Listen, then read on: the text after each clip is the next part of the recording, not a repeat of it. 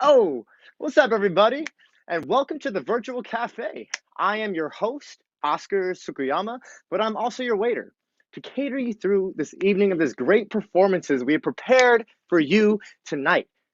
And if you didn't know, it is May 2nd, and it is officially Asian American Pacific Islander Heritage Month, or you can call it AAPI for short. And it's also what I like to think of it as Asian American Pacific Islander Appreciation Month. We're here to appreciate our community. We're here to empower each other. And because we've seen so much news about hate towards our Asian community, our Asian American community, and it's time that we start appreciating each other. We turn a little bit of a shift, and instead of focusing on the hate, we focus on the love that we can give to each other. We can empower each other and face this ignorance with love. And this is how we can change the world through this specific live stream you are watching right now. Thank you for being here. We have prepared such a phenomenal group of people to perform tonight. We have phenomenal performances, we have great interviews, and hopefully, there would be some very bad jokes throughout the process given to yourself by me. Anyways, I am just, I'm standing on the shoulder of a giant here because I am just a host. I could not have done this by myself. This is basically all put together by our boy Jepoy Ramos. Jeffrey for short. Or there we go. Look at him. What's up? Hey, Oscar. What's up, Great man? to I saw have you in the you. green room a second ago. Oh yeah, I was everywhere, man, today. But I am so excited for today's event. We've gathered over 20 of our favorite AAPI performers, not only here in the Bay Area, but around the United States. And man, have a treat for you today. Nah, you're about to be blown away with these performances. But Jepoy, let's break it down real quick. I am Oscar. I am he, him, his, and I am 100% half Okinawan. I am Okinawan, but I'm from Oakland. Jepoy, tell me a little about yourself, man. Hey, I'm Jepoy Ramos. I grew up in the Philippines. Filipino there. Yeah, I represent. I moved here in the Bay Area in 2007. I joked around saying I was a fop, fresh off the plane for the first few years. And yeah, throughout the past decade or so, I've been here in the Bay Area performing and making connections with a lot of our friends who you will be seeing perform today. Oh yeah. Speaking of, what is our first performance, man? Well, our first performance is something special. So, as you know, this concert was conceived because of the recent AAPI hate that has happened to our community. So, we developed this concert in order to uplift, amplify our voices, but at the same time help our community. So a few Thursdays ago, I went to BEC or Bayanihan Equity Center here in San Francisco. I volunteered, helped pack some goods, and interviewed some of the folks from there. And from there, we got inspired and we decided to collaborate on a video. So I called on my AAPI friends from the Bay Area, and we created this wonderful video, which will open our show today. Let's go. You Let's ready, see this new Oscar? day dawn. Let's see the Let's new see day this new day dawn, dawn. Jepoy. Ladies and gentlemen, without further ado, here is BEC and a collaboration of Bay Area artists.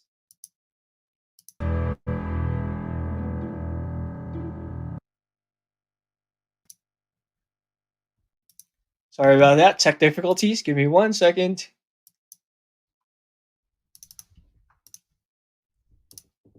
I am Mary Here. Roque. I am with the Bayanihan Equity Center, and BEC was founded in December 1999 to serve Filipino World War II veterans and their families. However, as our services expanded, so did our clients. So currently, we serve San Francisco seniors and adults with disabilities, and we are located in the South of Market in San Francisco. And we continue to serve folks through case management, social services, and food access. So at the BEC, we highly incorporate our Filipino values into the work that we do. We are guided at BEC by our Filipino values, such as bayanihan, or working together for a common purpose to serve the community.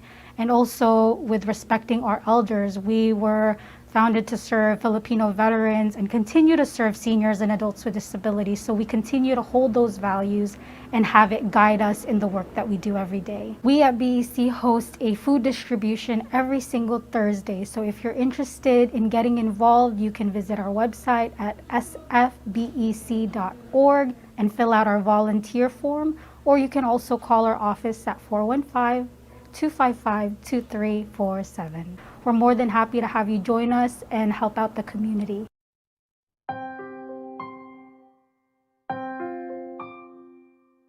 We need some light.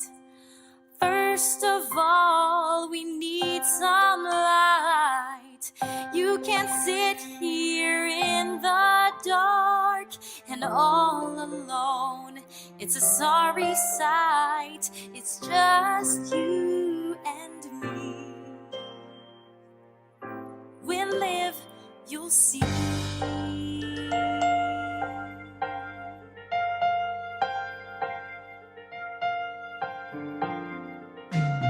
Night after night, we'd sit and wait for the morning light. But we've waited far too long for all that's wrong to be made right. Day after day, wishing all our cares away, trying to fight the things we feel, but some hurts never heal. Some ghosts are never gone, but we go on. We still go on. And you find some way to survive, and you find out you don't have to be happy at all to be happy or alive. Day after day, give me clouds and rain and gray. Give me pain if that's what's real. It's the price we pay to feel. The price of love is lost, but still we pay. We love anyway.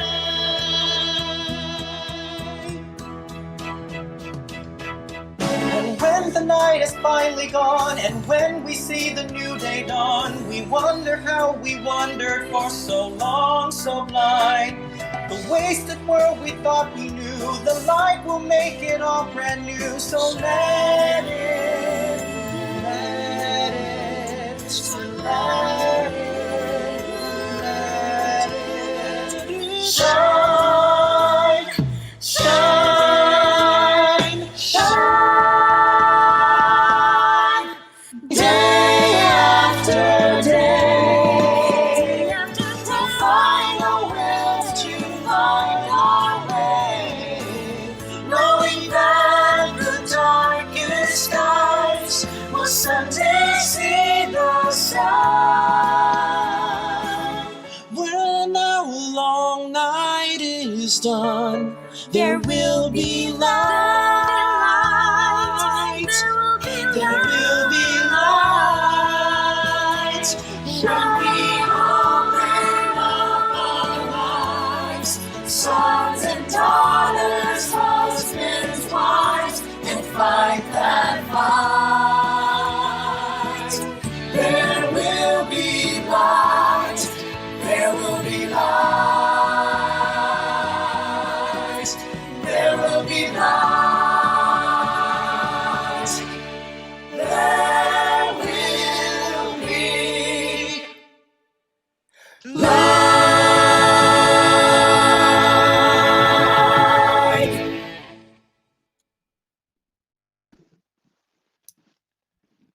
All that light, all that love. Oh there my will gosh.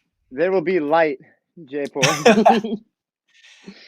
Just want to give a shout out to all those who were involved in that number: Danny Mendoza, RB, Vin, Tony, who else? Uh, Oscar Who? and Perry Aliado. And of course, we want to thank BEC and Mary Roque for granting us the opportunity to work together. Again, if you want to volunteer or donate, please visit sfbec.org. Again, that's sfbec.org. I also put a donation thingy on my Facebook page. So if you want to donate, please feel free to click on that link on my Facebook page. No, Anyway, Oscar. definitely. Yeah, Yeah, yeah. I mean, BEC was just so inspiring. It was just so nice to hear just like all the amazing things you're doing for the community. And thank you for going out and supporting as well, dude. That's awesome. You were doing something good today. I don't know if you can read that. You were doing something good today because you can make a difference. Do you see this Yes. awesome sweater? Dude, we can make a difference, and by doing small acts of kindness, even though that small movements, it can create a big ripple effect and can make a difference in people's lives. And by doing this concert, I hope we can reach out to someone out there and make a difference in their lives. Right? Well, I mean, Anyway, exactly. But yes, of course, everything you said, 1000%. But I just want to give a shout out to this amazing clothing company. Look at this. Look at this. These beanies? 1-8? 1-8? Who that you know them better than I do. yeah, I just rock one their eight clothing because it's comfortable clothing. and dope. Yep, yep. Tell me about it. Yeah, so 1-8 Clothing is a local AAPI owned clothing line or clothing store or whatever, but they're a clothing business as based here in Daly City, and they produce like awesome sweatshirts, hoodies, and other outfit stuff. And what's good about them is they donate their portion of their profit to a school and church back in the Philippines. So if you're ever in the lookout for some good sweaters, come visit 1/8 Clothing on their Instagram page or website. They Anyway, are Oscar. warm. They are cozy. You should buy. You should get one of these sweaters. They're really nice. All right, let's segue back to our performances. So for Okay. our first group of performers, these are some SF Bay Area folks and some friends from outside the state. So they used to be from San Francisco, but are now exploring other avenues in other states. So here It's is a all good. performance. Yeah, it's all good, right? So They here got are those Bay Area roots. Sorry, go ahead. yeah, representing always Bay Area. So for our first set of performers, I'd like to present to you Enteng Evangelista, who's now in Houston, Leilani Zaragoza, Jasmine Pritchard, Casey De La Cruz and Brian Munar, Red Concepcion, and Mara Sotelo. Ready for this, Oscar? I don't know. I don't know. Just do it. Let's see what happens.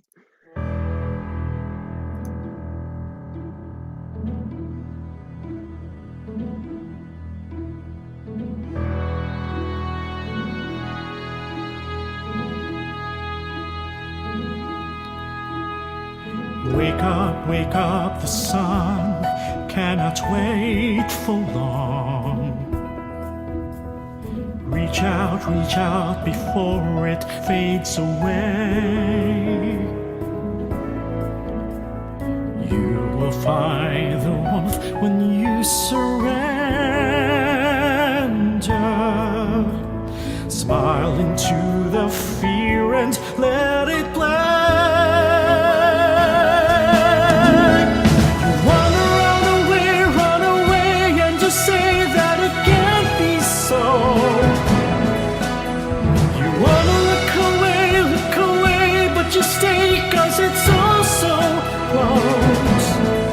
When you stand up and hold out your hand in the face of what I don't understand, my reason to be brave.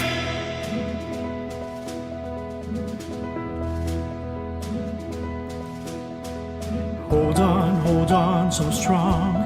Time just carries on, and all that you thought was wrong is pure again. You can't hide forever from the thunder. Look into the storm and feel the rain. You run away, and you say that it can't be so. You wanna look away, but you stay 'cause it's so close. When you stand up and hold out your hand in the face of what I don't understand, my reason to be brave.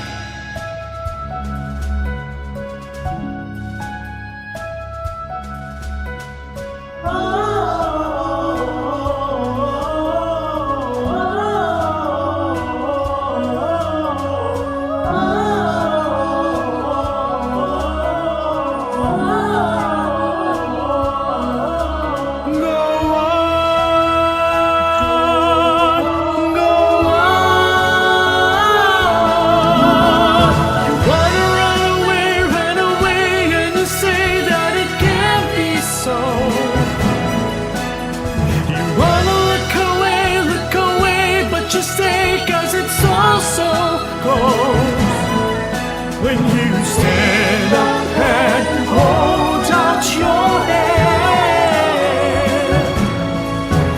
in the face of what I don't understand, my reason to be brave.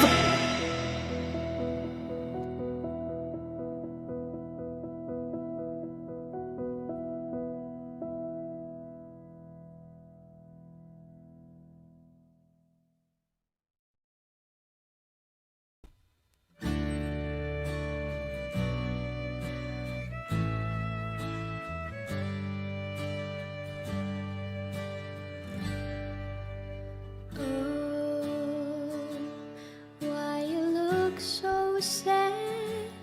Tears are in your eyes. Come on and talk to me now. Don't be ashamed to cry. Let me see you through, 'cause I've seen the dark side too. When the night falls on you, you don't know what to do. Nothing you confess can make me love you less. I'll stand by you. I'll stand by you. Won't let nobody hurt you. I'll stand by you. So if you're mad, get mad. Don't hold it all inside. Come on and talk to me now. Hey, what you got to hide? I get angry too. Well, I'm a lot like you.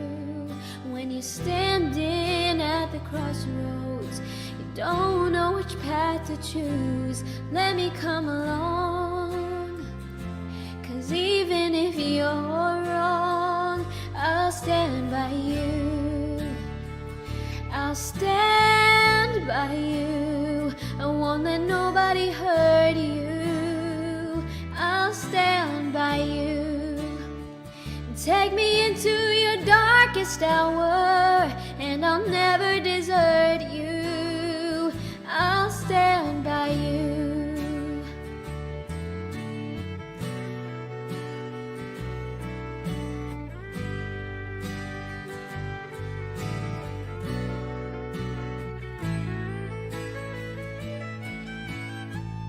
And when the night falls on you, baby, you're feeling all alone. You won't be on your own. I'll stand by you. I'll stand by you.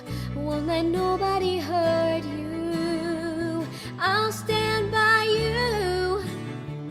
Take me into your darkest hour, and I'll never never desert you. I'll stand by you. Oh, I'll stand by you. I'll stand by you.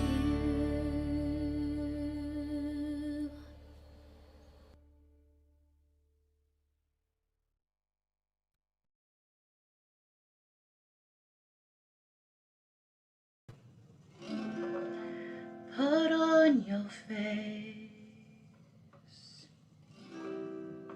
know your place. Shut up and smile, don't spread your legs. I could do that, but no one knows me, no one ever will. If I don't say something, if I just lie still, would I be that monster? Would they run away? If I let them hear what I have to say, 'cause I can't keep quiet. No, no, I can't keep quiet. No, a one woman riot. No, no, I can't keep quiet for anyone, not anymore. 'Cause no one knows me, no one ever will. If I don't say something, take that dry blue pill, they may see that monster, they may run away, but I have to do it anyway, 'cause I can't keep quiet. No, no, I can't keep quiet. No, a one woman riot. No, no, I can't keep quiet.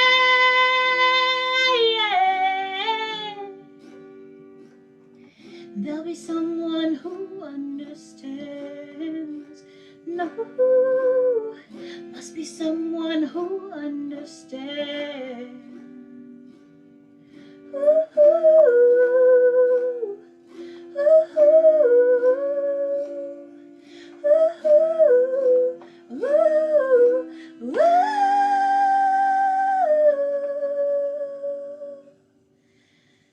'Cause I can't keep quiet.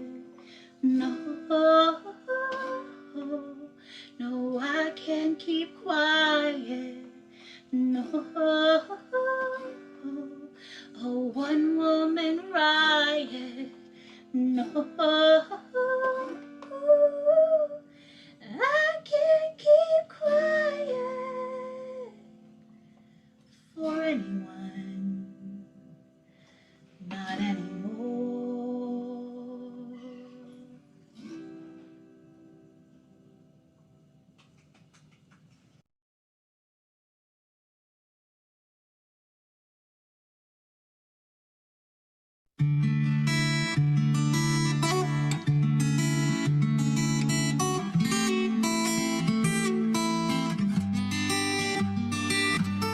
I fell in love with the only girl who knows what I'm about. I fell in love with a boy and I can't tell if I fell out. After all is said and done, I can't just pretend I'm moving on. Is it just a part we're playing? 'Cause it don't feel like we're faking. When we're underneath the lights, my heart's no longer broken. For a moment, just for a moment. When we're singing side by side. There's so much left unspoken. For a moment, just for a moment in love, a moment in love. But is a moment enough? Way back then, always dreamed it's you and me until the end. Now we can't play pretend, and I'm scared to talk to my best friend. Should I stay and let you go? Will you love me when the curtains close? Is it just a part we're playing? Cause it don't feel like we're faking. When we're underneath the lights, my heart's no longer broken. For a moment, just for a moment. When we're singing side by side, there's so much left unspoken. For a moment, just for a moment in love, a moment in love. But is a moment enough? Maybe your heart still stops when you see me. Maybe it's worth another try. Better place, better time. When we're underneath the lights, my heart's no longer broken. For a moment, just for a moment. When we're singing side by side, there's so much left unspoken. For a moment, just for a moment in love, a moment in love. But is a moment enough? When we're underneath the lights, my heart's no longer broken. For a moment, just for a moment.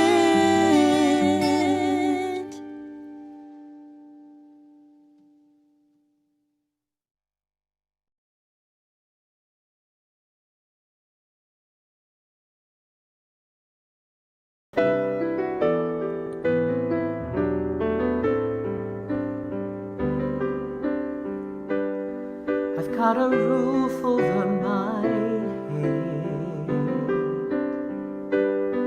I've got a warm place to sleep.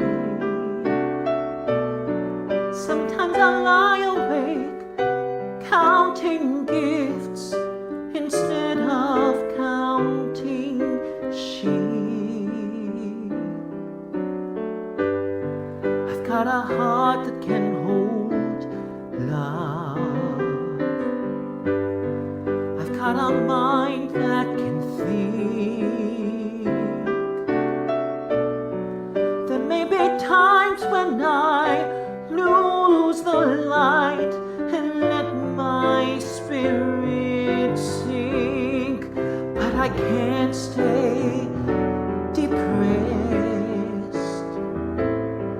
when I remember how I'm blessed.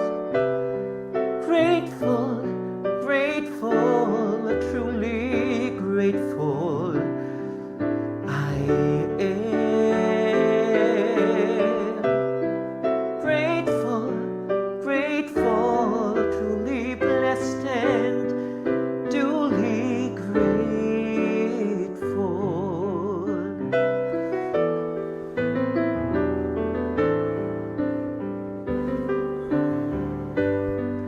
In a city of strangers,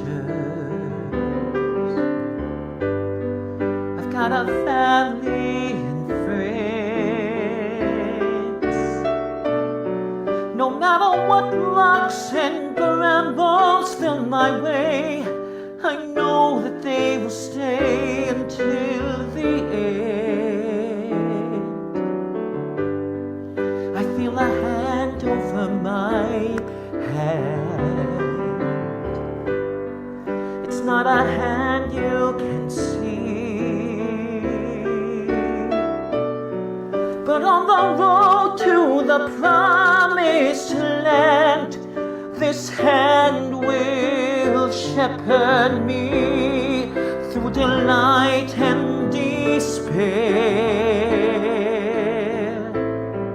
holding close and always there. Grateful, grateful, truly grateful I am. Grateful, grateful, truly blessed and duly grateful.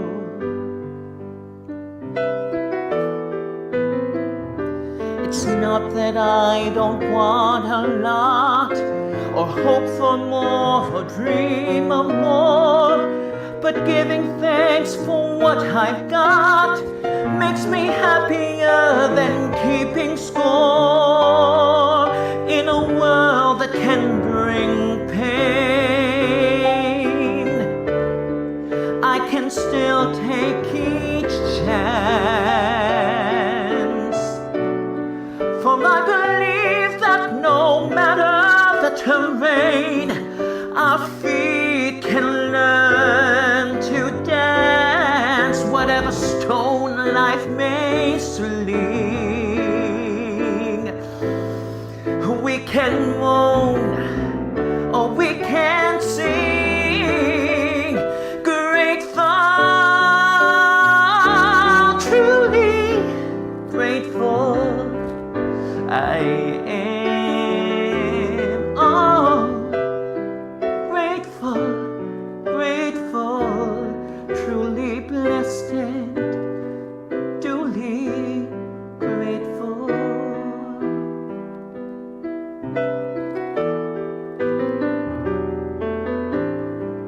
Truly blessed and duly grateful.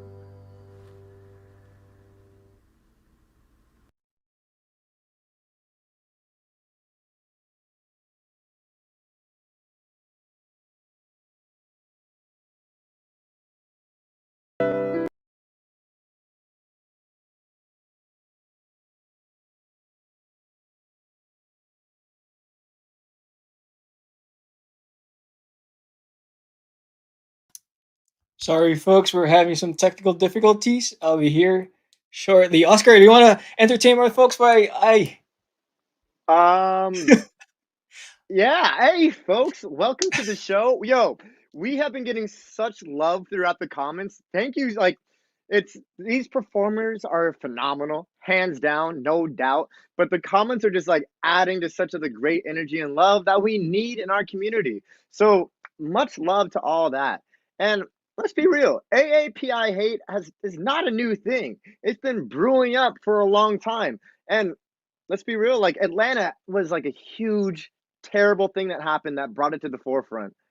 And but even before Atlanta, we can look into San Francisco, Japantown.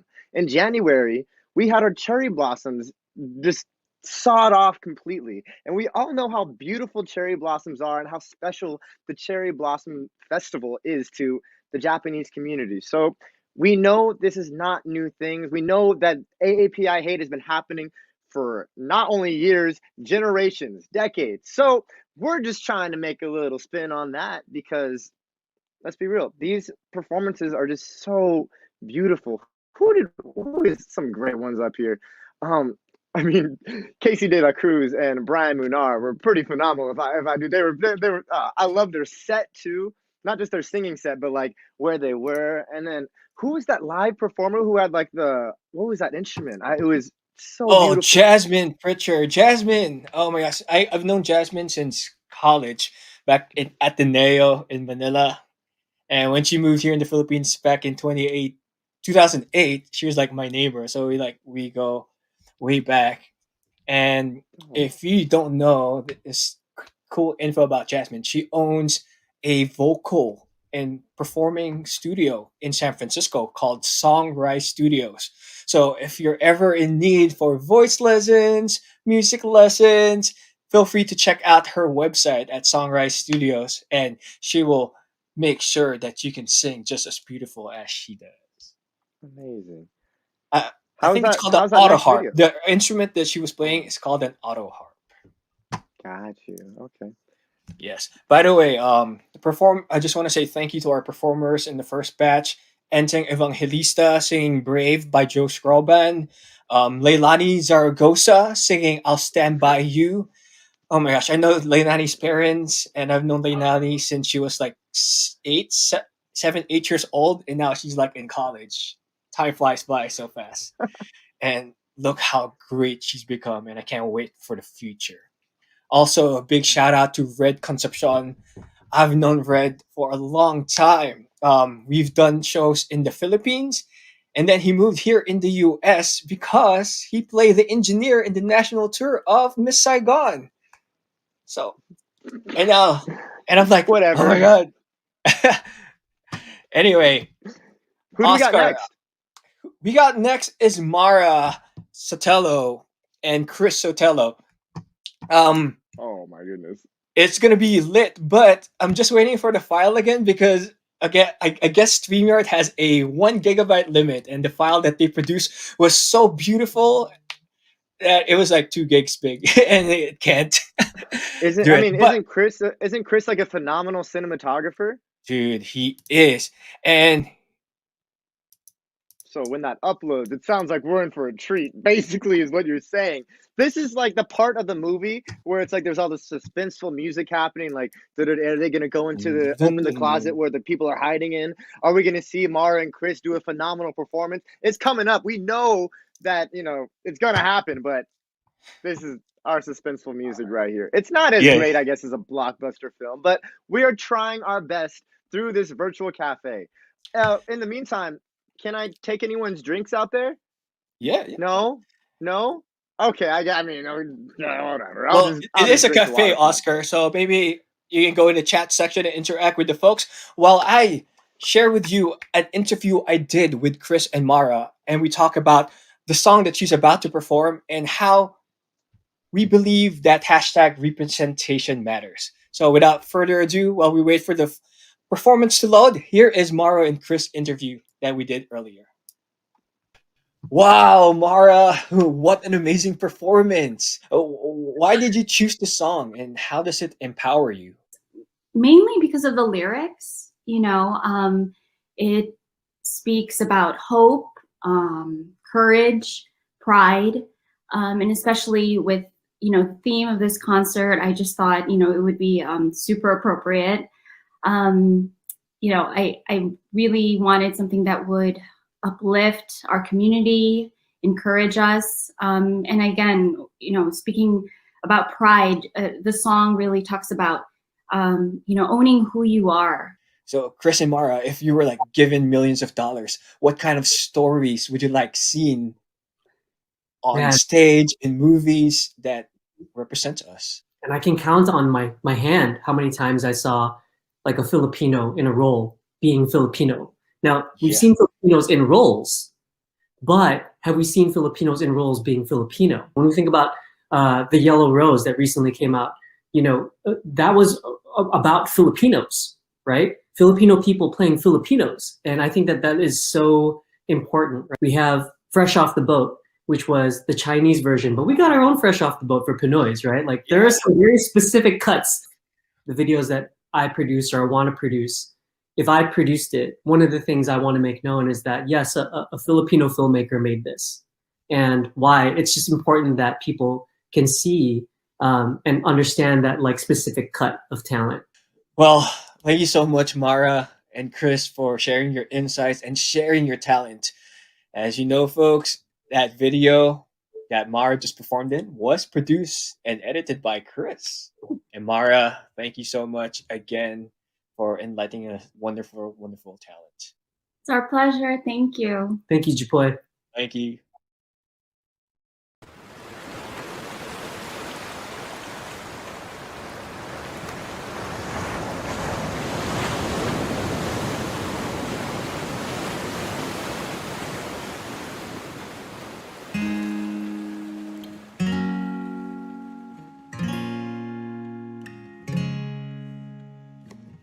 Do you ever feel like a plastic bag drifting through the wind, wanting to start again?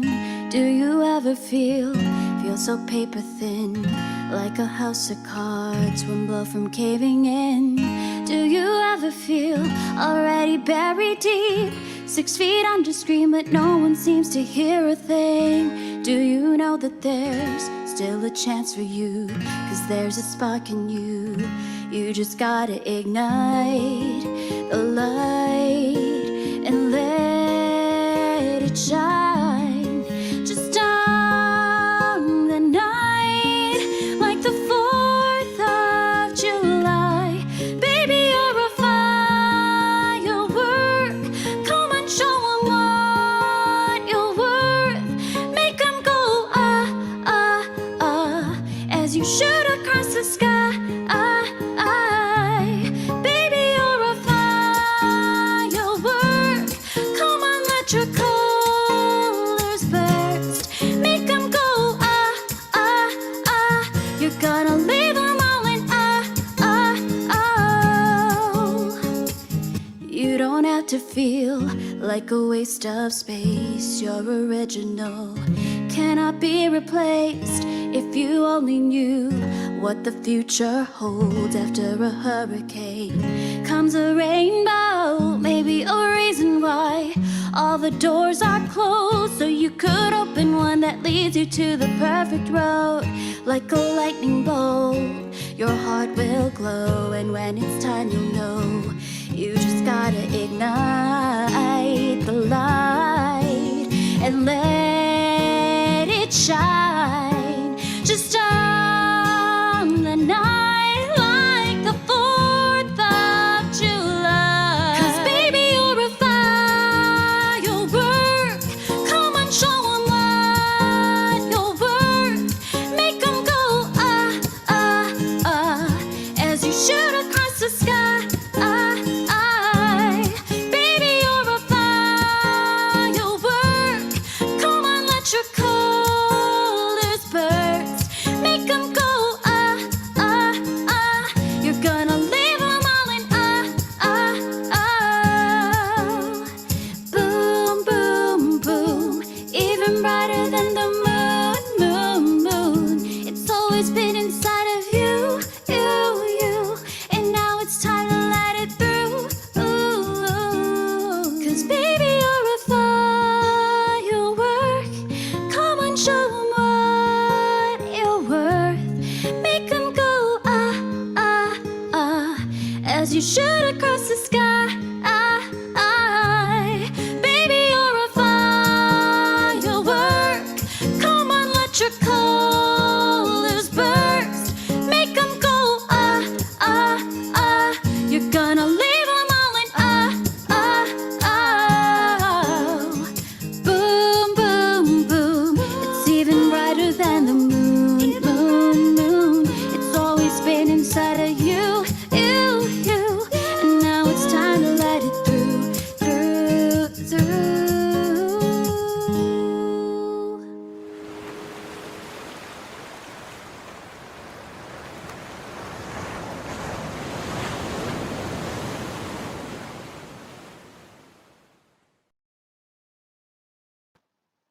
Oh, oh my goodness. That was sung beautifully, and that was just beautiful shots, and it was just so much love in that. You could tell, the guy behind the camera is like the husband to the person's. Oh my guys, that was so gorgeous. If there was a reaction video, because right before technical difficulties, freaking out, and then that played. I just kept on going back, and it was just phenomenal. Like Japoy, like man, I I I don't even know how to react to this. That was so freaking amazing. But Oh my god, man. It was so good. Like it was like Brian says on the chat says it's like a legit music video production. Trixie says, so beautifully amazing. Good job, Mara and Chris. It was so good that it even crashed my StreamYard stream. That's why it's like it couldn't handle it. it was worth the wait. It was worth that very suspenseful scene of us cracking the bad jokes, like I promised earlier. Hey, we did keep a promise. Okay, okay. But We yeah, did. that was awesome. That was great to see from our community. But What's next? Actually, I just want to shout out a really cool company I'm wearing, the Japanese American National Museum. You know, it's we need to learn about other cultures. We need to learn about our own cultures. So might as well utilize the museums that really focus on the heritage of Japanese American. Like, well, I'm Japanese American, so I focus that. But if you're not Japanese American, look for a museum about yourself. It's going to teach you so much, or I hope it does, because it taught me a lot. So, yeah, shout out Japanese American National Museum. Oh, and the 442nd, because yeah. Anyways, I that's for a different stream here and there. We're going to go on to our next segment, which is all based around original musicals, Oh, right? yes. Oh my gosh, have we got a treat for you, Oscar? I was talking to a bunch of our guest performers, and one of our questions that we've been asking them is like, "What do you want to see produced?" And we can start by writing our own stories, and a set of perform next performers will be presenting music based on original composition written by AAPI composers and musicians. The first song will be performed by Ben Chao Chu. It is called Remarkable from the Four Oh, Immigrants by Bay Area native and local Bay Area performer, author, composer, all around guy, Min Khan. If you don't mind, I'll just read his profile. Min Khan is an award winning Bay Area playwright, composer, lyricist, and creative coach whose work include The Four Immigrants, which won so many awards here in the Bay Area, um, Gold, the Midas musical, which I saw in, what's that? SFBA, what's that? Children's Theater. I forgot. Oh my god. She's gonna Nina. Hi Nina. She owns that company in Berkeley, and Ben also wrote a Nightingale. What was that? The Song of the Nightingale, which was produced in the East Bay a few years ago. Our next performer after Ben is Brian Pangilinan. His song is Where I Wanna Be from Larry the Musical. So Larry the Musical is about the life of Filipino American labor leader Larry Itilong and his work to help form the United Farm Workers. It is co-composed by Gail Romansanta and Brian Panghilinan and is scheduled to premiere on October 2023 at Bravo Theater in San Francisco. Please note that this is a historic and empowering movement as this musical is produced and will feature 100% Filipino American team and is being developed in partnership with Broadway Barcadas and Bravo Theater.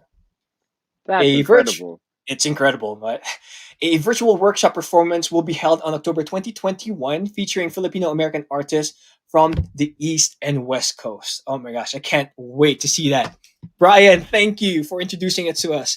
And by the way, the theater where Gold Midas the musical was performed in and which won the Bay Area Theater Area Award is Bay Area Children's Theater, BACT. Oh, of course. Shout out to BACT. I know a bunch of our audience are performers from that theater. Hey Juan, hey Amanda. Sorry for Uh, butchering their names earlier, but Nina, hope you can forgive me. yeah, I think we Um, both worked there, right, Chipoy? I think we both worked with their children's yes, theater. yes, I worked They're there. awesome. I worked there. I did a show called "You're a Good Man, Charlie Brown," and I'll show it her. And thank you so much, Nina and BACT, for providing opportunities for us AAPI Definitely. performers here in the Bay Area and producing stories, which is Well, very universal. and also just giving opportunities to AAPI teaching artists, or not, or BIPOC teaching artists as well, because that's how we continue to teach these lessons to the future generations through theater. And so we appreciate you guys for representing us in all types of different areas that you work in. Correct. Yes, BACT. Thank you for the support. And lastly, before we move to the next performance, after Brian will be Casey De La Cruz. She will be performing The Language Lesson, or Kilig, written by Mr. Paulo K. Tirol from the musical On This Side of the World. It's an amazing, amazing piece, and it's still being developed together with Mr. Noam Shapiro. So, without further ado, here Well, I mean, are. that's awesome. Oh, Yeah, yeah, it's that's awesome. awesome. But I mean, I'm kind of sad. It sounds like Casey and Brian are breaking up the band. It sounds like Casey's going solo for this next video. Oh, I know, man. But it's all for a good cause and to share stories written by a fellow Filipino immigrant. Yes. So, are you ready? Are you ready for these original pieces? Are you ready? Are you ready? I'm ready. Yeah, we're ready. Ready to Let's go. represent. Let's do All this. right, Let's go. let's Let's go. go. Let's go. Theater, you guys help us. All right, let's go.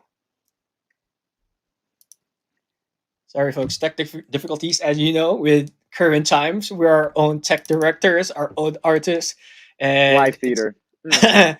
live theater. You're right. Okay. But let's go. Okay. See, I'm not the technical genius. Oh.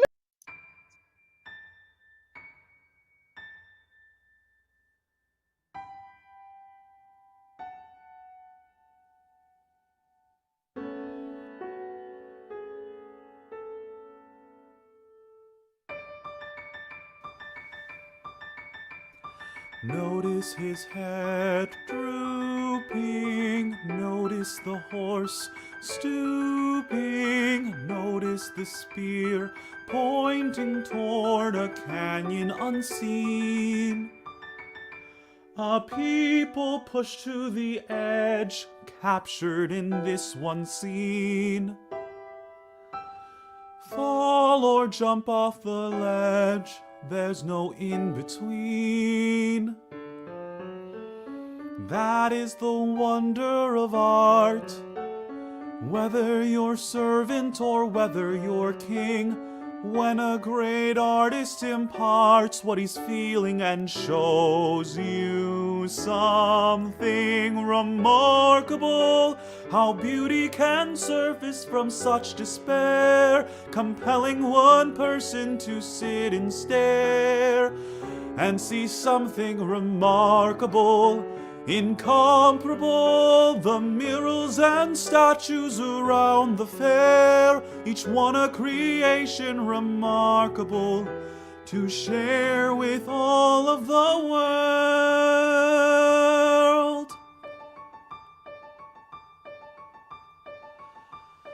Wonder if I'm that good. Wonder if my hands could craft something so marvelous and rare to behold. They say my paintings are nothing new and nothing bold. No captivating point of view, or so I'm told. Should I just play Japanese? Beyond painted screens, is there more I can bring? My odd sense of humor and these silly drawings amount to nothing remarkable. If I took what's inside me and laid it bare, would they simply deride me or even care? Would they call me remarkable? Impossible to know if my wager was worth the dare, to know if I've something remarkable to share with all of the world.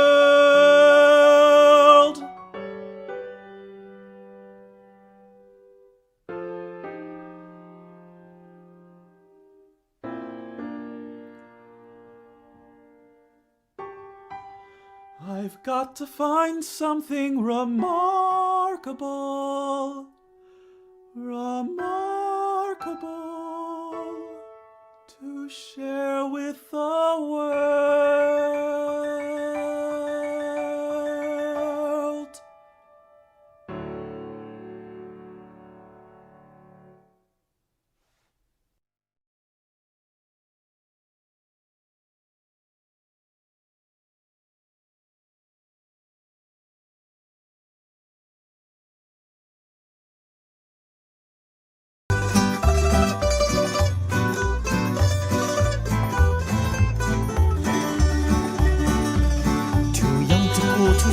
that's what they call me. Don't be stubborn, Larry, you'll never break the mold. They say I'm much too loud here in the barrio, say you'll never break free. Just stay here and do what you're told, cause living in America is where I wanna be. Wanna be really me, finally you see the land of the free. Cause living in America is where I wanna be. Wanna be really me, finally you see. Across the seas is where I wanna be. And oh, la la la la la la la la la. Tito told me about the farms in Hawaii. I can finish high school and college quickly, and when I graduate I'll be a lawyer with a suit and briefcase. Don't call me Mr. Larry, sir, cause living in America is where I wanna be. Wanna be really me, finally you will see, in the land of the free. Cause living in America is where I wanna be. Wanna be really me, finally you will see. Across the seas is where I wanna be. Determined and dignified, find my way, I have to try. Don't stop me, can't make me stay. I will make my way somehow. Doctor, can't you see me now? I'll fly away. Found a boat and take me there, and I want no time to spare. Release me, I'll make my way. I don't need your permission, getting there is my mission. Just watch me, I'm going anyway. Oh, oh, oh, la la la la la la la la la la. Oh, oh, oh, I'm doing this all dahil sa'yo. 'Cause living in America is where I wanna be. Wanna be is where I want to be.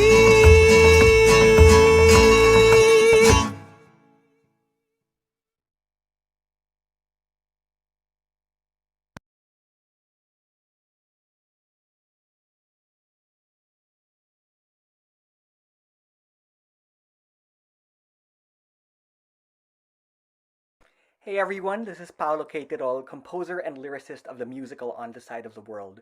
In On the Side of the World, I draw on my experience as a Filipino immigrant in the US to show different facets of the Filipino-American immigrant experience. And what I've loved about writing this show is being able to portray Filipino-Americans, Asian Americans, and immigrants with depth and dimension and individuality. A lot of time, I think, people outside of these communities can see these communities as just like homogenous blobs, and to be able to show the individuality of people within these communities has just been very rewarding to me.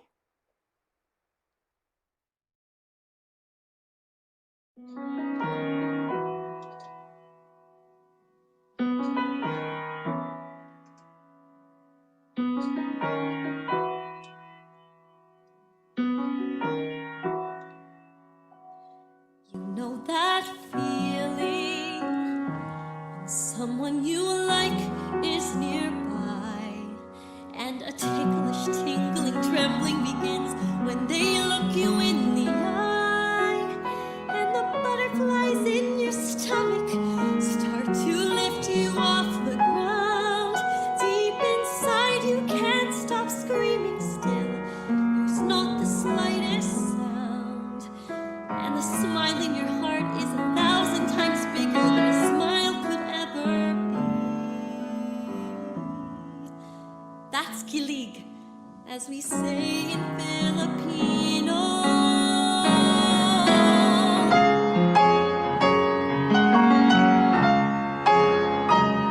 You know how music starts to play when she brushes your hand, how you start to stutter and sputter and shudder and say stupid things you hadn't planned.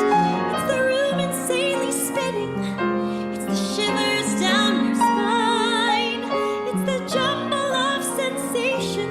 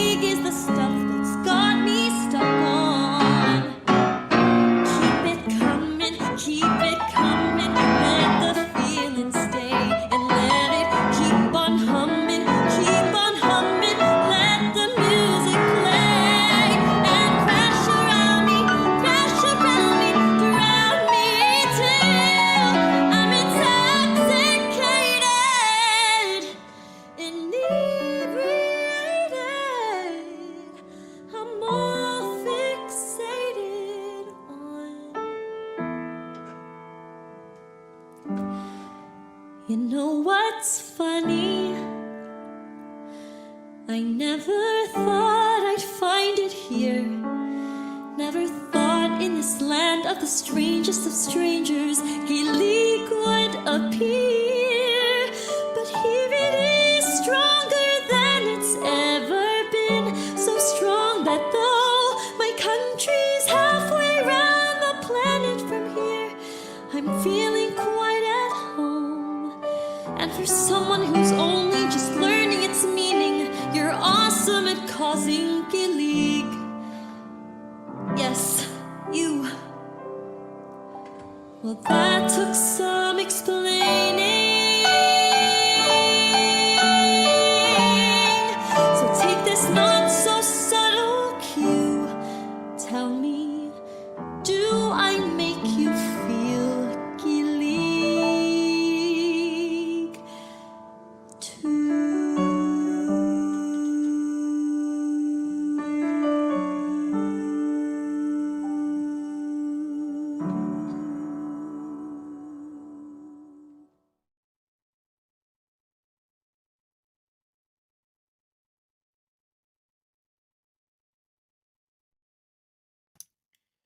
Oh my god. What a wonderful set of performances.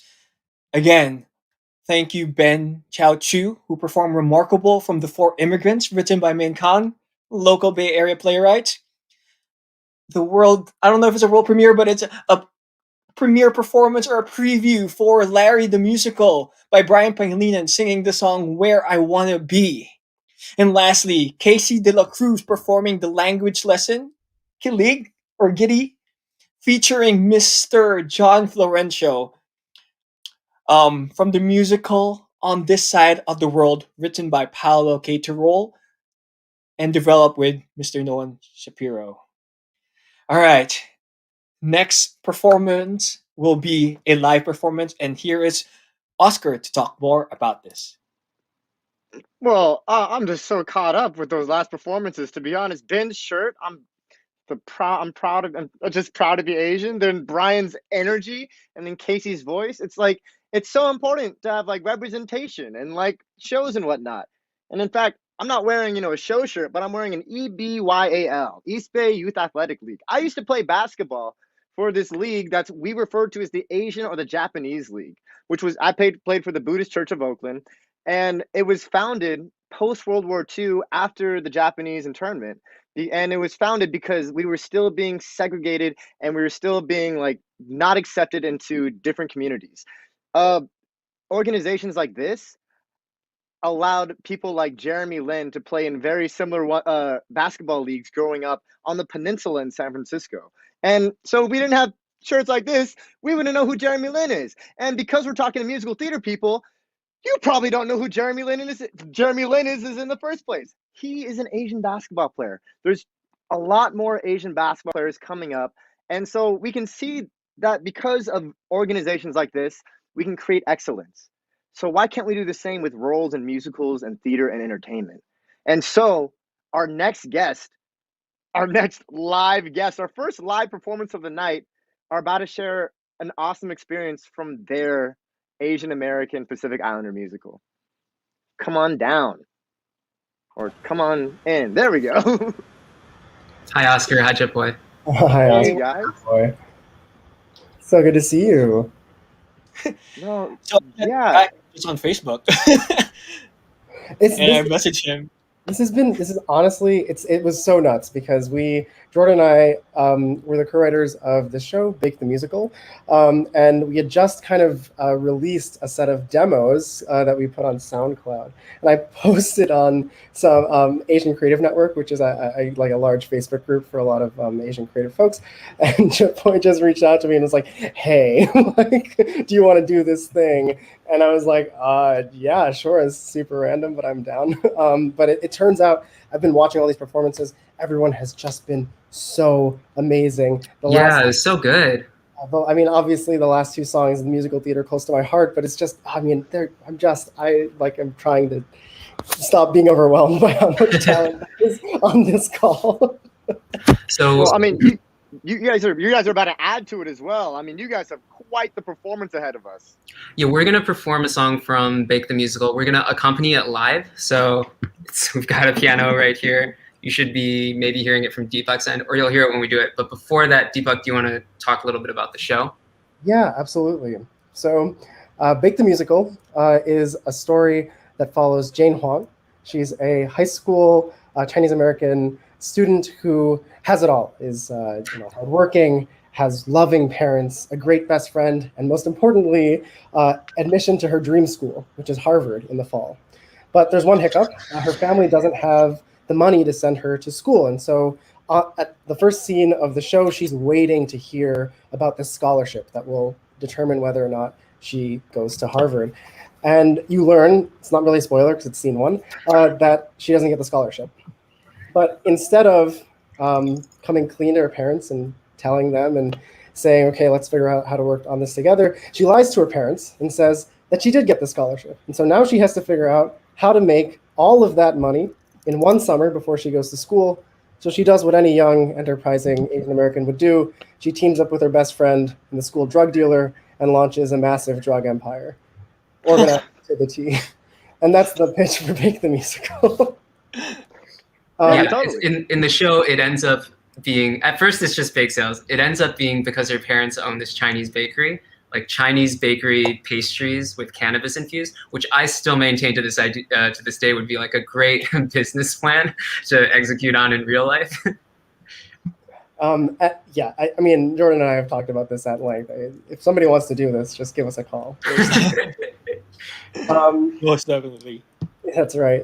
And I think, like, short of the plot, which is, kind of what we just talked about, the story is also about a relationship with failure. And, like, I think Jordan has a good spiel about this, but it's like, when you grow up and you are kind of, you work really hard and you're kind of like reasonably successful, there's this like weird feedback loop that happens. That's like, you're successful. And so like you feel good because you're like working hard and you're successful, but then you never really get to this point where you fail, and you fail so hard that like you have to come to terms with the fact that you've got this weird, like tying this success to your self-worth thing going on.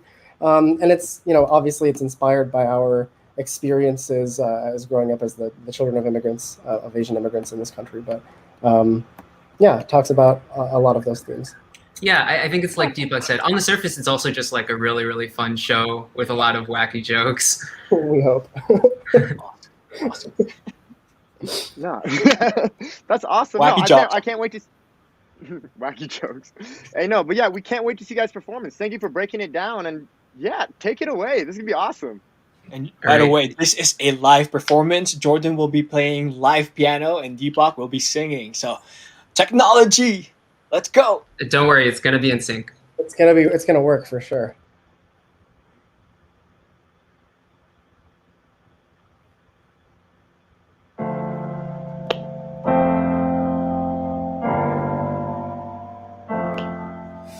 I don't ever make a mistake that cuts me so deeply that I don't heal. I've never let a swing and a miss prevent me from stepping up to bat. I'm encompassed by the dark, and everything seems to stop but me.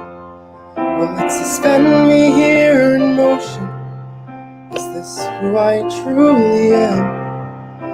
You know what they say when you're losing the game, don't stay on the bench and complain.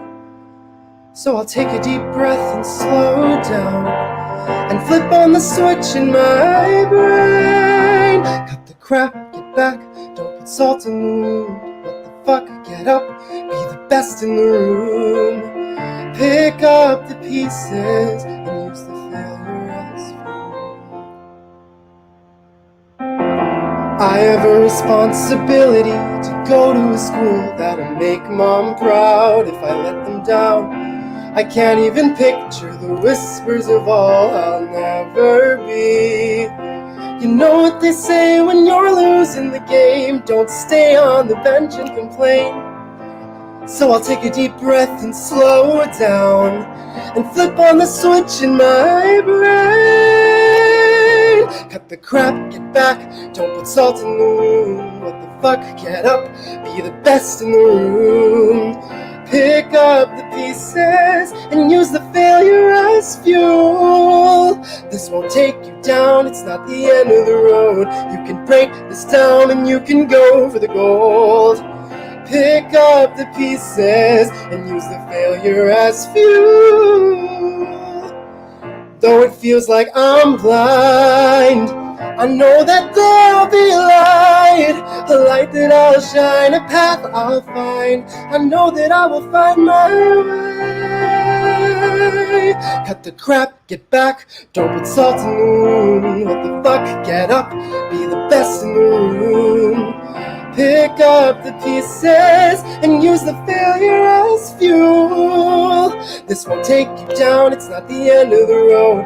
You can break this down and you can go for the gold. Pick up the pieces and use the failure as fuel.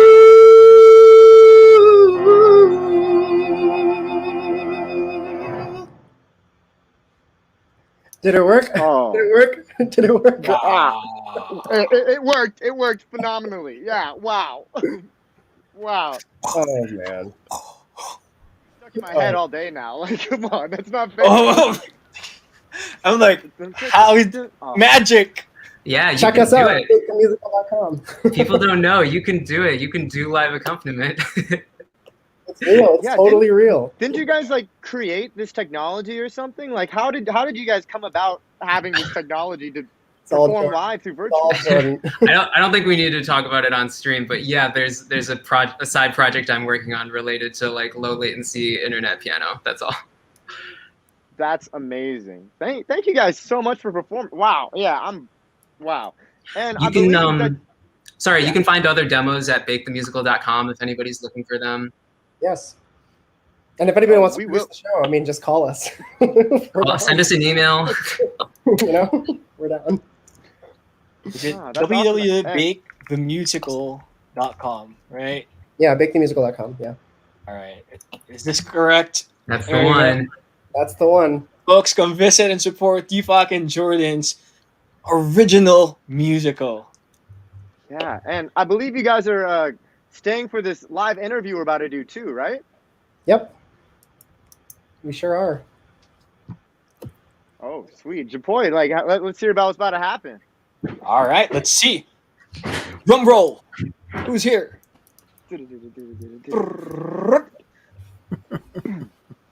There we go. Hi, everyone. Hi. Hi. Hello. Hello. Yeah, sweet. Well, How are y'all thank doing? you guys. We're doing great. My bad. Yeah, thank you guys so much for being here with us today. Please ignore my location switch. Virtual talking is definitely hard, so we're just gonna start off by like introducing ourselves, our pronouns, and just give a little introduction about who we are, so that the world, the virtual cafe, will know exactly who we are. Could we start with, is this Jordan right over here? Yeah. Hi everyone, I'm Jordan. I use they them pronouns. Deepak and I wrote Bake the Musical together. We're also longtime collaborators and just writers and musicians. We're doing some music production work as well. Sweet. Deepak, could you go next, Deepak? Because I mean, I feel like you guys are a pair group with this. That's correct. Hi, everyone. My name is Deepak. I'm, like Jordan mentioned, collaborators working on Bake the Musical and a number of other musical theater projects located in the Bay Area. I use he, him pronouns.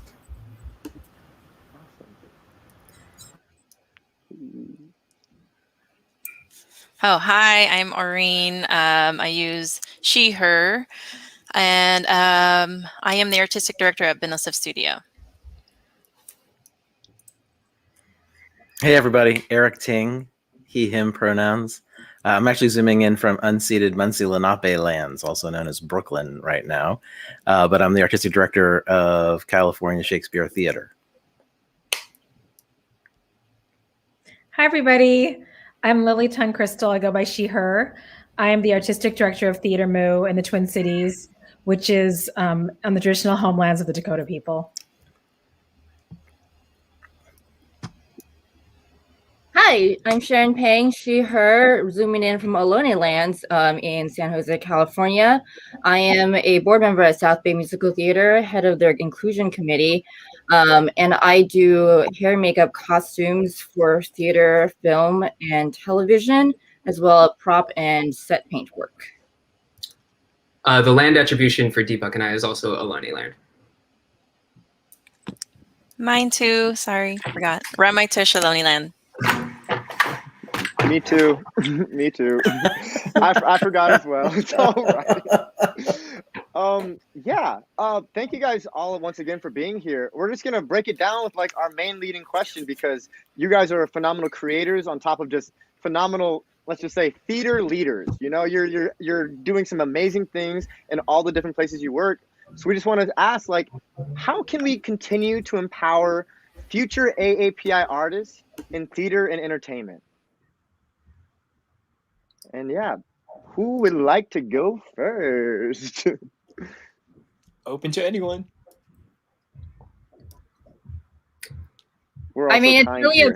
it's really about, you know, finding theaters that will hire talent that tells your story, right? I know that in this area, Palo Alto Players specifically they have a very large like Asian American donor base, and so they make a point of doing at least one Asian centric show every year, and they're very cognizant about creating a design team and a cast that really reflects that. That's actually where I met Lily. I think it was like our first show together was Chinglish, and then our second show together was Flower Drum Song. And it was very interesting to be in production meetings where we were the majority. And so that was really fun. And then me as a designer, I always make sure that I have, for when the opportunity arises, part of it is that we have to empower like new designers, right? The next generation. So it's finding people who are interested. I work at a lot of schools too, and it's like finding students who are interested and really just enabling them to work for you, to learn from you, to ask questions, and really opening up to the idea that the arts is a valid career, right? You know, like there's that stereotype that is a little bit true that like a lot of our parents don't encourage the arts. And I come from a really weird family in that everyone on my father's side are professional musicians and opera singers and orchestra directors. But when I went into the other department, you know, hair, makeup, costumes, they're like, what is that? What are you doing? So it's, it's like finding people in our communities and and not just our communities, right? Like other minorities and underrepresented people, and like lifting them up, giving the opportunity to ask questions and be part of the team.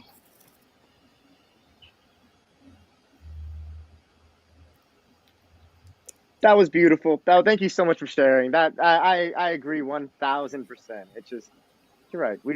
Yes. Does anyone else have anything that would like to expand on that?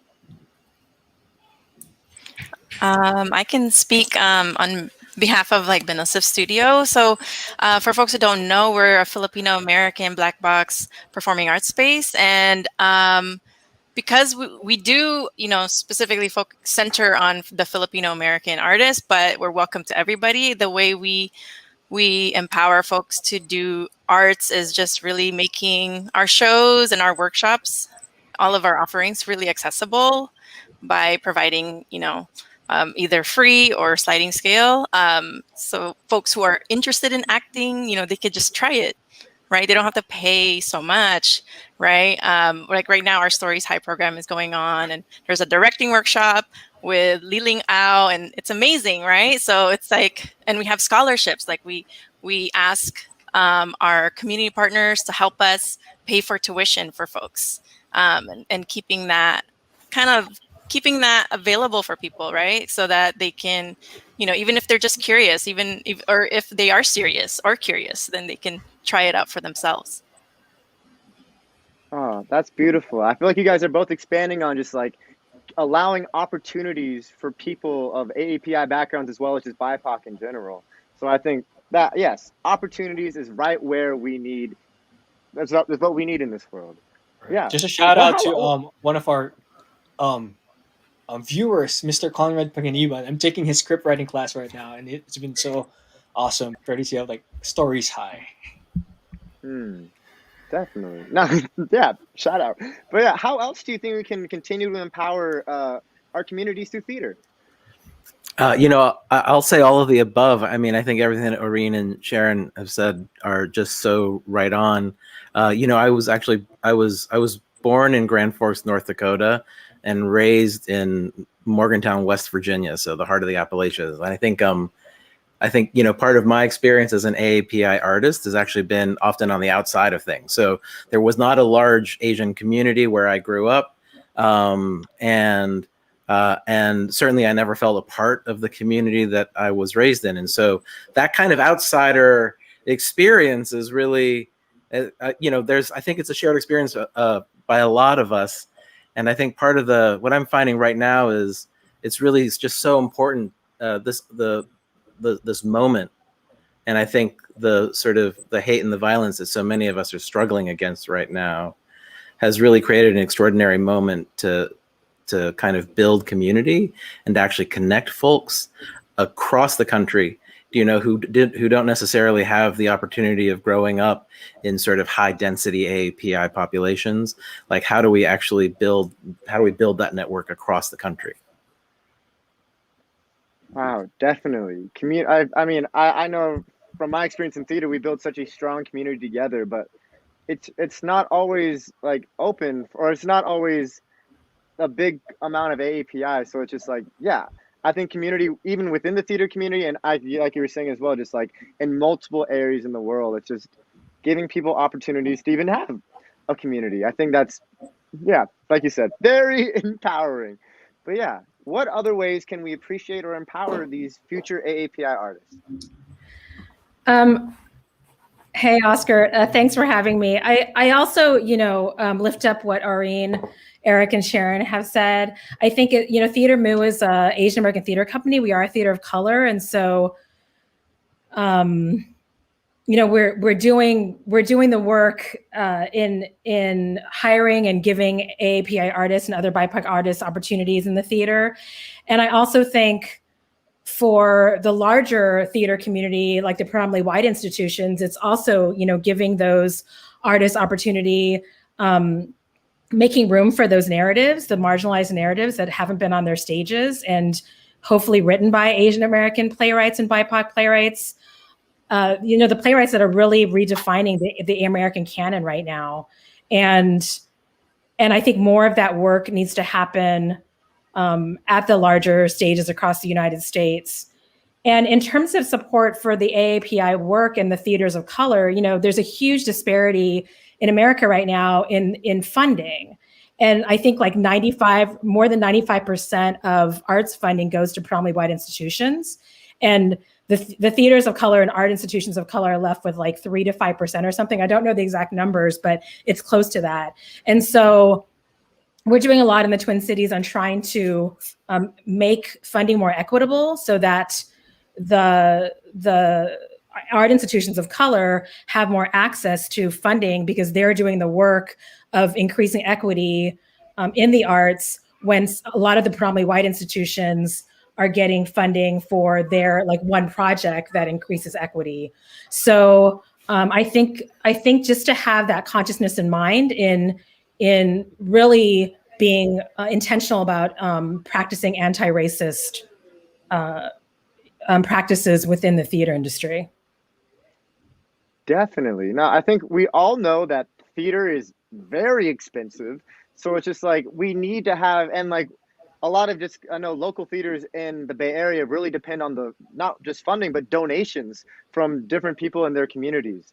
And so it sounds like in order to create these opportunities, in order to create these communities, we need to have backing for it. We need to have actual funding to put forward organizations and groups that can lead our future AAPI artists into a more empowered future and appreciative towards themselves and their own cultures. Which, yeah, and it's from all the work you guys are doing, it's very apparent that you guys are fighting day and night, and we're just so appreciative for all this work. Deepak or Jordan, do you guys want to add a little bit to just like how to increase empowerment for future AAPI artists or composers and writers? I was gonna say, first of all, to be on this panel is hilarious. I feel like I've been photoshopped into a panel. It's really funny. But I would say, I mean, probably the same for you, Deepak. We're pretty early career. What this means to me, as far as like the impact on the broader community, is it's really just about representation, and representation in kind of an honest way. Like I think that there are sometimes, I mean, not to put it like in a blunt way, but sometimes there are like talking points that are important for activism that aren't actually even true to your own narrative. And I think to really make art that people are going to connect with, you have to truly connect with it. And I think that is how you get, you know, these news stories out there instead of just saying the things that you've been hearing because you know that you're supposed to say them. Yeah, I mean, just to follow on to that, I think there's this big, and we heard it today too, but there's this big focus that I think that we should be focusing on, and like making sure that people don't think that we're a monolith, right? That Asian encompasses so much, and that, like, you know, you can have an Asian American be a high school student who wants to go to Harvard, and you can also have an Asian American student be a drug dealer, and like that's cool, you know, and it's okay, and it's awesome. Oh, I just dropped something, and I think you know, showing, you're being really, I think, as Jordan said, you know, being really honest about those experiences, but also showing that, you know, we're not just one thing is also, I think, super important in terms of empowering future actors, future writers, future productions, future things in the theater world. I'm going to piggyback off of that because I saw Brian in the comments, and he was our dialect coach for a couple of shows. And to that point, yes, Asia is not a monolith. And that was why it was so important for him to be on our shows as a dialect coach, because even within one country, it's going to be vastly different from one side to the other. Like, if you think about the United States, it's the very same thing. And so telling Asian stories, it isn't just about the Far East, it's about the Southeast, and then, you know, it's like it's all together. And so whenever there's like a theater is like, oh, you know, we've done like one Asian show, it's like, but what does that mean? You know, like there isn't any one Asian. I mean, look at our panel here. I love that it's so diverse, even within our one continent, and that's really what needs to be represented out there.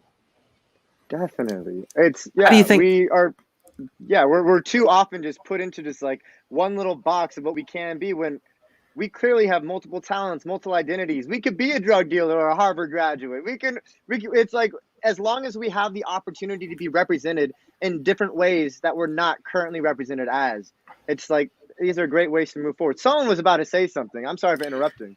No, not at all. Hey, Oscar, you know, I was going to ask, you know, because Sharon, I love what you're saying, right, about this notion of the complexity of identity within this community, which is really a political community, right? Like Asian American or AAPI, it's a political identity more than anything else.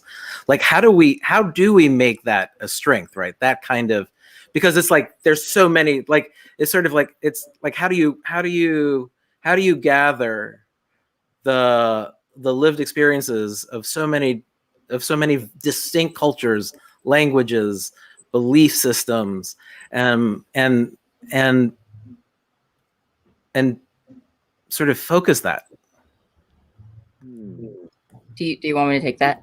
I was just posing a question to y'all. Oh, okay. I mean, I can start out, since I guess that is, I brought it up. I mean, like, for me, as a first generation in America, something that I've had to really learn was that my experience as first gen is very different from someone who is several generations into the American experience, right? And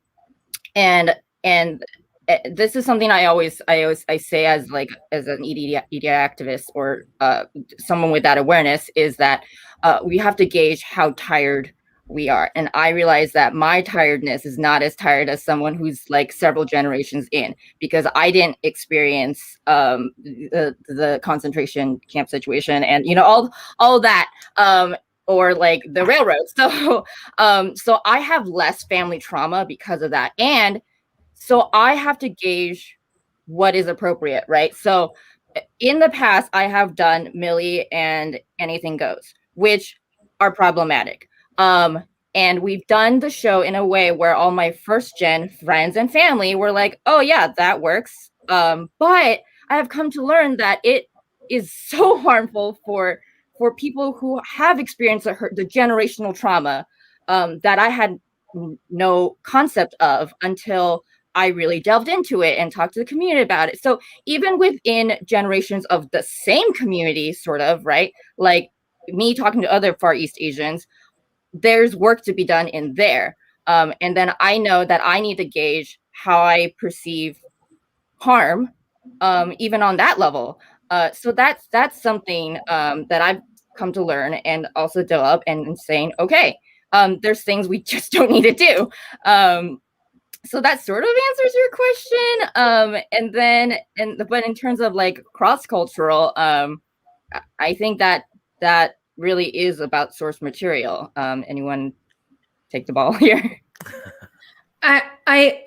We at Theater Moo, I get asked that question a lot, and how we represent the immense diaspora of the Asian American experience, because we are an Asian American theater company, and we are not a monolith. And I would say, I was a theater artist in the Bay Area for about 17 years, and then now in the Twin Cities, and those two communities are vastly different. I mean, the Bay Area Asian American community is very Chinese, or predominantly Chinese, and in the Twin Cities, the Chinese population is very small. So the predominant Asian American group there are the Hmong and Southeast Asians, and so I've learned a lot about representing a community that's very different than the communities in California, which is where I'm from. And I would say that, it's hard to cover all the diaspora because we're not a monolith, but I feel like a lot of times when predominantly white institutions or Hollywood or whatnot does Asian American work, it's the stories are written in generalization, so the characters are very stereotyped. And for me, and they hope that through that, the story is universal and more of their mainstream audiences will come see the work. And for me, I believe the key to universality is through specificity. So, people will come see the work if it's good storytelling. And whatever the story is, whether it's Hmong or Chinese or Japanese or Korean or Lao. And so I believe that if the storytelling is good and we're writing clear, well-defined, deep characters, that through that specificity is how we arrive at the universality and the empathy of human experience. So that's how I kind of look at that question about how to represent the Asian American diaspora, which is a question I ask myself regularly, being the leader of an Asian American organization. And I realize I have like sunlight cutting me off here in horizontal lines. I'm going to fix my blinds. Yeah, I totally agree and echo what Lily just said about specificity. I think that in, predominantly white institutions, there's a lot of like needing to explain what this cultural context is, right? Like to an audience that might not be predominantly Asian. And so there's a lot of like, this is what we mean in our culture, but which I think we take for granted at Binal Stuff, because right when you walk in the theater space, it's already like you're in a Filipino American theater space. So we just, drop Tagalog here and there and without really translating it, and it's for us, it's like it's that we can just be ourselves without having to explain it, right? We don't have to use this translation. And if you are not Filipino and you enter our space, it's like you're welcome to enter in this journey. And there is value in watching something, listening to something that might not be from your own culture or your own language, and you might not connect with it in that way, but you connect with the emotion or just the way, theater just has that magic, right? Yeah. So I would just like to say, as someone who has spent most of his career as a Chinese American artist navigating legacy white spaces, like what you just said there, Aureen, is so important, right? Which is that like if I'm speaking to folks who are trying to figure out how to find their power in these spaces, I mean, yes, divest and redistribute resources 100%. But if you find yourself in one of these legacy white spaces, just be your full self. Like don't give in to the impulse that's going to surround you to make you tokenize, to make you represent like multiple cultures, because there's no such thing. There's no Asian American identity any more than there is like a white identity, right? There's like these are not cultures. These are sort of acts of erasure, or they're acts of power making. So how do we like which I think is such a great thing, which is how do we what are the tools with which we build within ourselves that allow us to arrive in spaces as our full selves?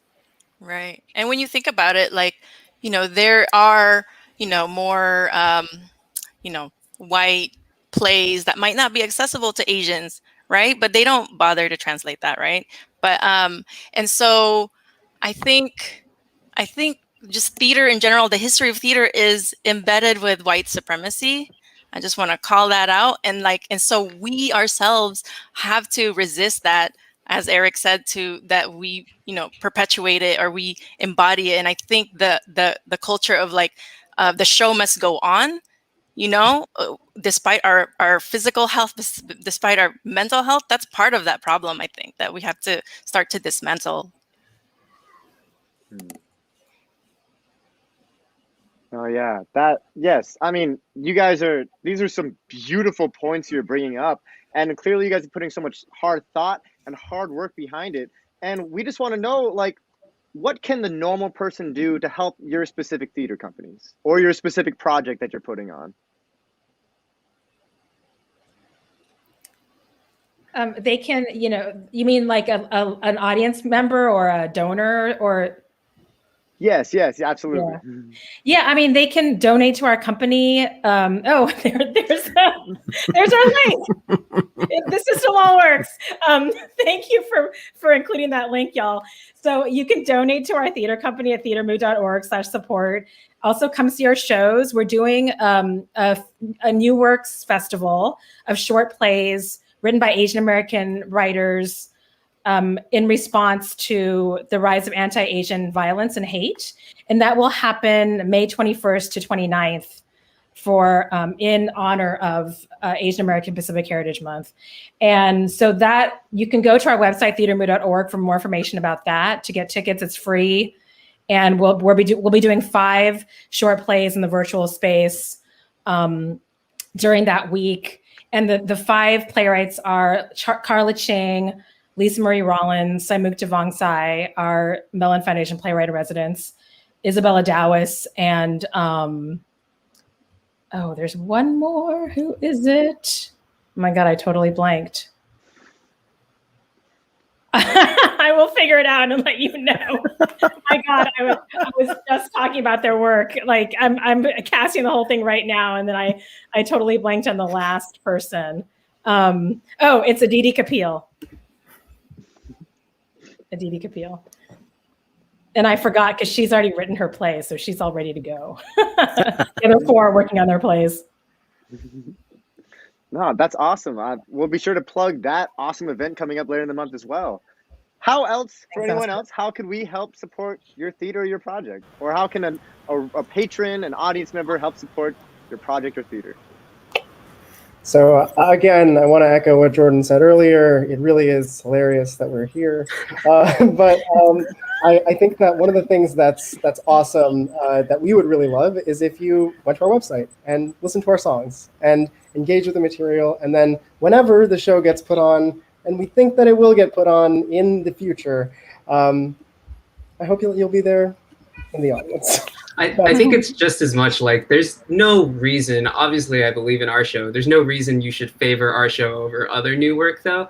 And as an audience member, it's not really a sustainable suggestion to say like, just go out and support a bunch of new work. I think at the root of it, it's a structural problem to the extent that it's a problem at all. I mean, like somebody said, theater is extremely expensive, but at the same time, it's very, very cheap, right? Like you can put on a small production oftentimes without paying people because it's just something that we do because we love it. Like Deepak and I don't get paid. It's very much like I'm reminded of that thing where it's like made by poor people for poor people is memes, but made by poor people for rich people is theater. And you can complete the square as well, but I feel like the answer is not as simple as like just support new work. I don't know what the answer is, but like it's kind of a self-serving answer for us to say like check out our show. Wow, thanks, Jordan. Well, it's also like you said that you just put some demos out on SoundCloud. So hey, that's free. That's like free theater essentially right there. That's going to expose your work. Like checking out your website. Hey, theatrical acts right there, all with the pointer finger and the little mouse pad. Anyways, but yeah, it's also not self-serving. Right. It's great. We should everybody should go see everybody's work all the time. Definitely. Can I plug something? Yeah. I'm going to plug this. So normally I'd say come see Cal Shakes, but I'm not sure that I want to tell you all to come see Shakespeare.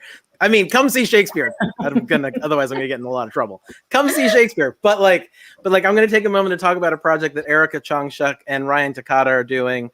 They've got this group called For You, and they were sort of really moved by the wave of anti-Asian hate that's been happening over this last year. And they have this project, which is Artists and Elders, where they match individual artists with socially isolated elders living in the Bay Area. And they sort of like create miniature performances as gifts to these people. And they've sort of redesigned that project to focus on about 120 largely monolingual AAPI socially isolated elders living in the Bay Area, and they're reaching out to artists all across the country who speak. In particular, they're looking for folks who speak Cantonese and Mandarin to engage in 3 one-hour conversations with these elders, and then they're going to kind of create a political activist poster out of a quote from each of their interviews, and then we're gonna send them all out at the end of June and get everybody to kind of post them on the wall.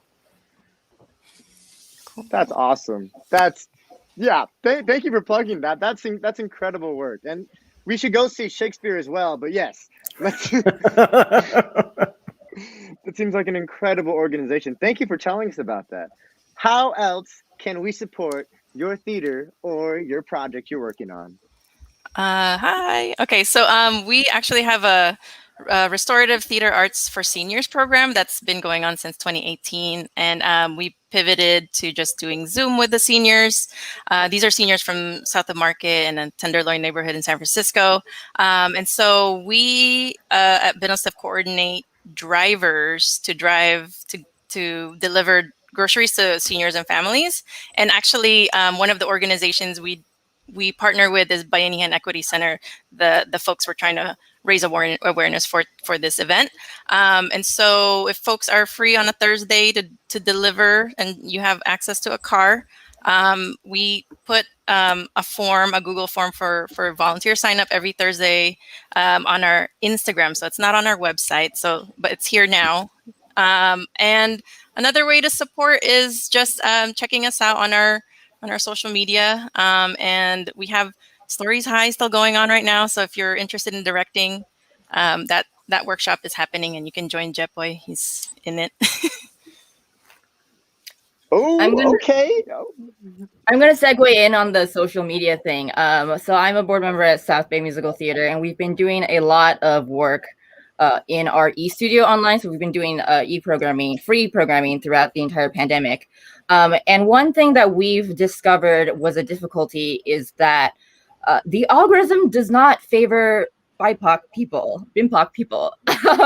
So we tried this with the show Rachel, which is an all-Black cast. And then we recently did it with paid programming or paid advertising on Facebook with the latest show Anonymous, directed by Vin Nguyen and featuring AAPI. amongst others. And we find that we are constantly, the numbers did not significantly increase despite us paying Facebook to market for us. So to Big Musical's point, share, like, help, like, we have to drive the algorithm, right? If the algorithm won't work for us, then we need to be retweeting, recording, Instagram story sharing, Facebook sharing, liking, like that is $0 that you have to spend to elevate someone in your community, whether that's AAPI or anyone else. Yeah, that like and share. Sweet. Yeah. Well, thank you guys so much for being here and sharing your wisdom, your experience, and just like also just future steps on how theater can propel the world forward. Like, thank you so much for being here. And I believe, Lily, you might know the next performers coming up, I believe. Is that right, Chapoy? I do. Thank you so much for featuring them. So we have two Moo artists, two of our favorite Moo artists who are performing the next song. They recorded it during the pandemic. It's called Back to Before from Ragtime. We think it's really appropriate for the moment. And the two artists are Susie Jewell, who is singing, and Isabella Dowis, who is accompanying her on piano. Thanks for including them. And thanks, Isabella and Susie, for sharing your work with us. And thank you everyone for being here. Thank you.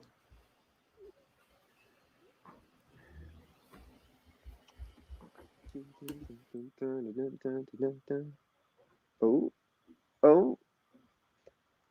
Down to 4. Okay, here we go.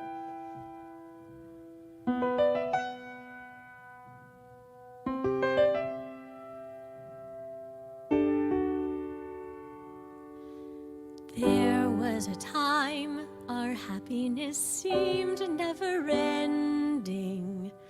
I was so sure that where we were headed was right. Life was a road so certain and straight and unbending. Our little road with never a crossroad in sight.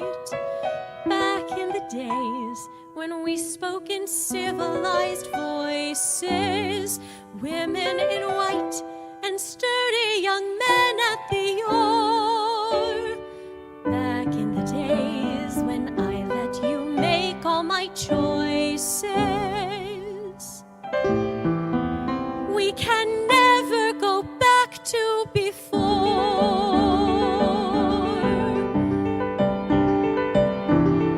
There was a time my feet were so solidly planted. You sailed away while I turned my back to the sea.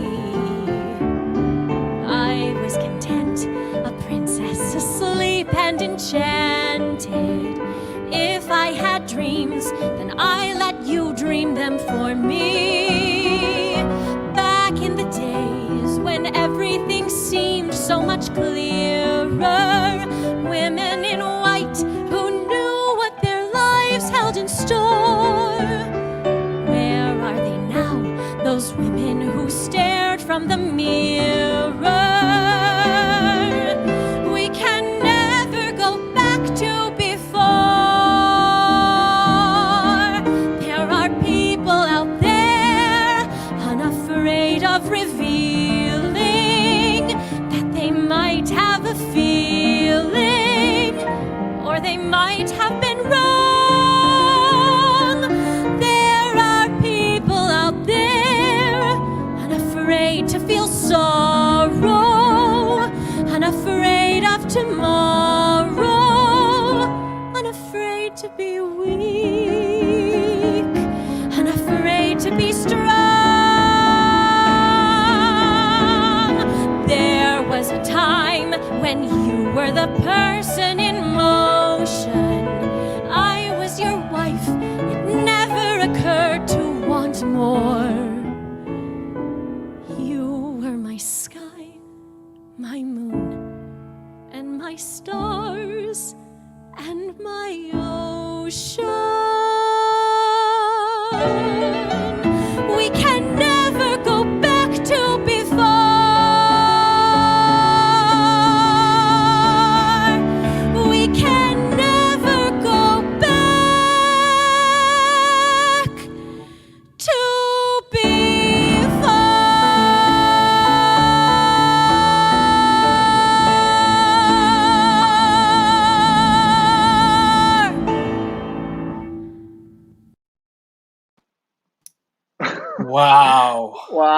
know. Oh my gosh. That was What so an beautifully shot. unbelievable performance and interview. Thank you so much. Yo, right? Sorry. Thank you so They much. brought up some. Yeah, thank you. Sorry, you go. Let's just give them thank you one more time because I'm forever grateful for them. Thank you so much, Irene from Bindle Stiff, Lily from Theater Mew, um, Deepak and Jordan from Bake the Musical, Eric Ting from Cal Shakes, and Sharon Pang from South Bay Musical Theater. Thank you for spending your Sunday afternoon with us and sharing insights about AAPI in the theater industry. Yeah, they brought up such great points around funding, opportunities, community representation, specificity of ethnic Specificity. of We're not a of Asian monolith. ethnicities. Yeah, there were some great college words in there. So if you're applying for school out there, use some of those words that we just used in that interview. That's our little cheat sheet. Look at that before your next SAT. Anyways, I just want to recognize, the next shirt I'm wearing. This is 5 a.m. Audrey Mika, who is a Bay Area born pop artist who is now coming up. And yeah, check out her music. She is half Japanese, half white, like myself. And she's killing it right now, putting out really dope music. So check her out as well. Anyways, she has cool paper clips and stuff. So if you like paper clips, wait, where is it? There it is. No, paper clips. Boom. Anyways, yeah. Japoy, what do we got up next? All right, who's ready for Act 2? Because Act 2 will feature our local SF Bay Area theater artists. Yes. We invited so many of our friends and they were like, "Yes, of course, we want to do this." And I cannot wait for everyone to see their performance. We were talking about representation matters, and guess what? Here are the folks who you should cast in your show because they are all amazing. Yeah, and here are some of their favorite musical theater songs too. So we're just allowing them sing songs that maybe they never saw themselves being able to be cast before. So hey, sing the songs you want to sing, just like these next performers are about to do. You got this. Let's go, Oscar. Let's go. Let's go. Act 2. Act 2.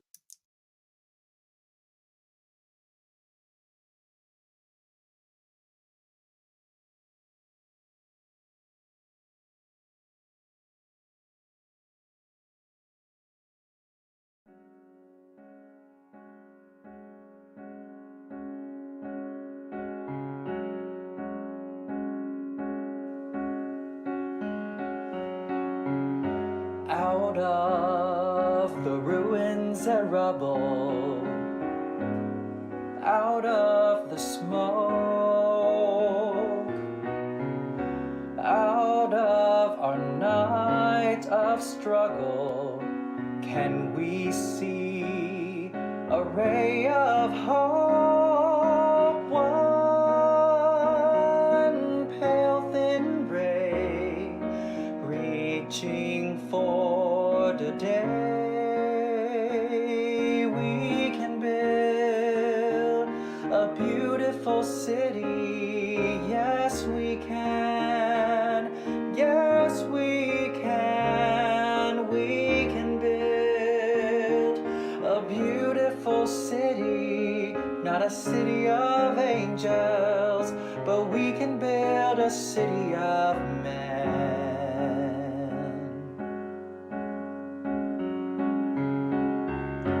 We may not reach the ending, but we can start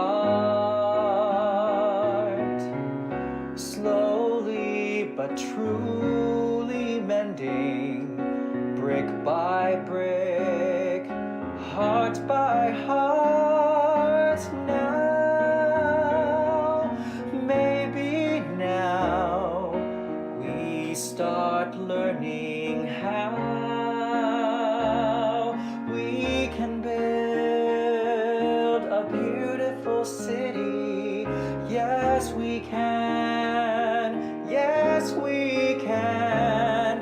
We can build a beautiful city, not a city of angels, but we can build a a city of men. When your trust is all but shattered, when your faith is all but killed, you can give up bitter and battered, or you can slowly start to build a beautiful city. Yes, we can. Yes, we can. We can build a beautiful city, not a city of angels, but finally a city of men.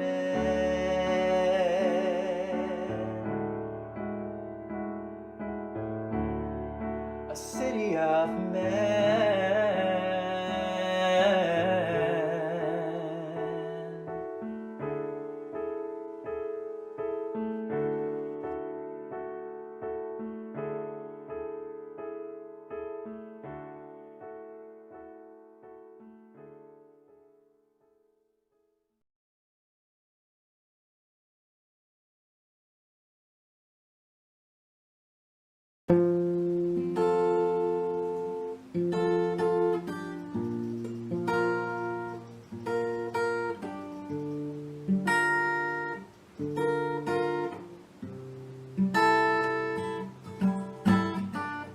Wanna walk into the room like that other girl does, the one that's always making everybody fall in love. Well, you see, girl, you're a lot like me.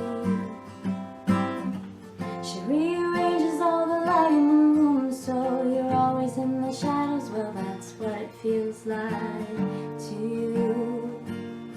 Baby, I've been there too. And I know how much it can sometimes hurt. You feel like the whole world has made you the ugly girl. But take it from me that you have to see it first. So before you trade in your summer skin for those high heel shoes to make him wanna be with you, let me remind you one more time that maybe you're beautiful, but you just can't see. So why don't you trust me? They'll see it too, you beautiful girl, you.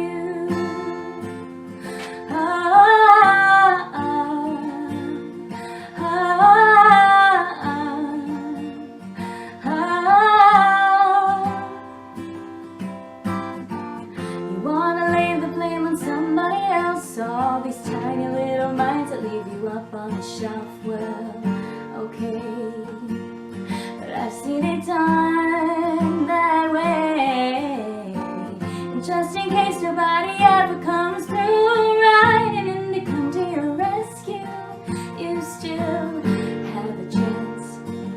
Don't have to be as intense. And I know how much you've been dying to say. Look how much everybody loves me. But guess who gets left when everyone else fades away? So before you trade in your summer skin for those high heel shoes to make him wanna be with you, let me remind you one more time that maybe you're beautiful, but you just can't see. So why don't you trust me? They'll see it too, you beautiful girl, you. Whoa.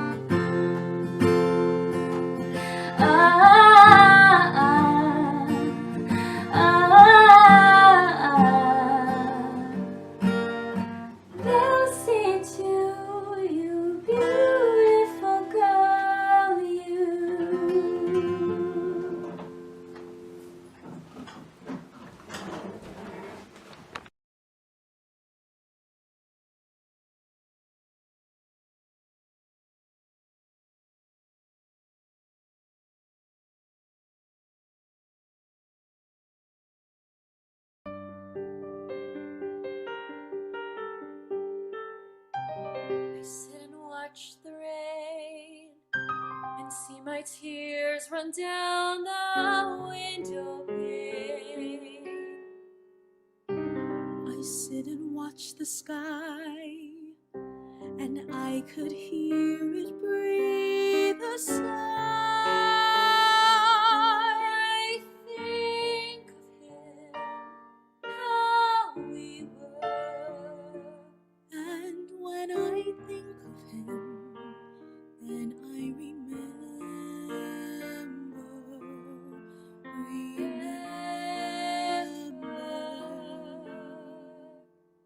in his eyes I can see where my heart longs to be. In his eyes I see a gentle glow,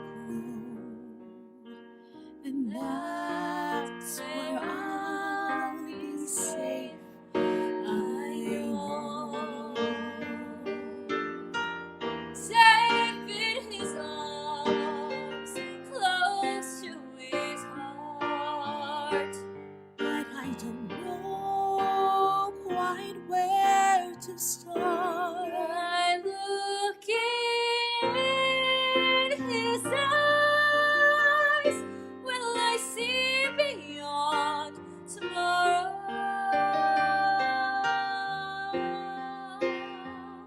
By looking in his eyes, will I see beyond the sorrow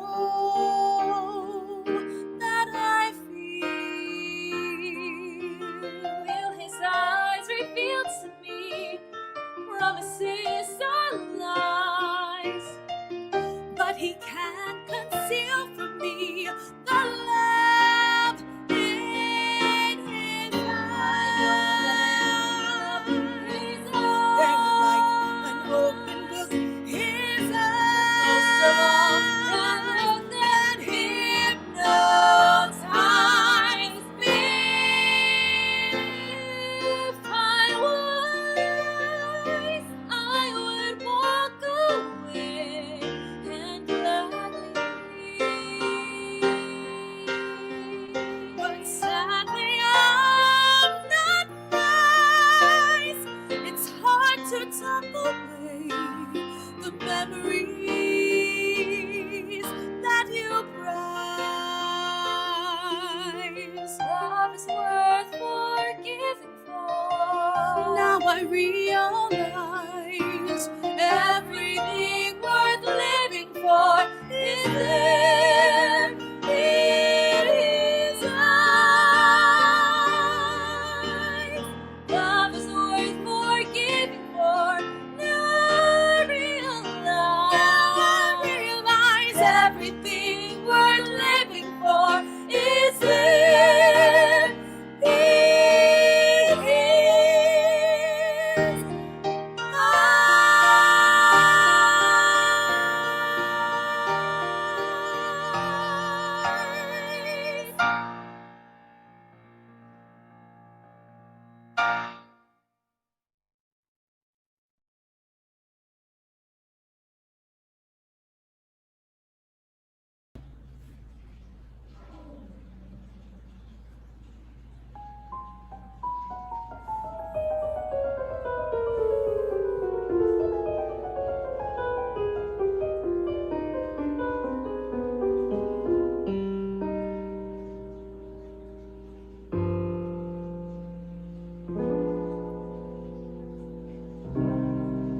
I've been so many places in my life and time.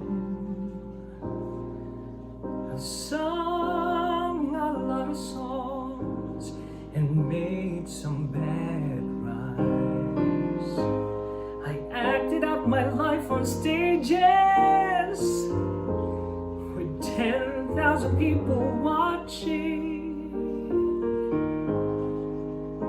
We're alone now, and I'm singing this song for you. I know your image on me is what I hope to be.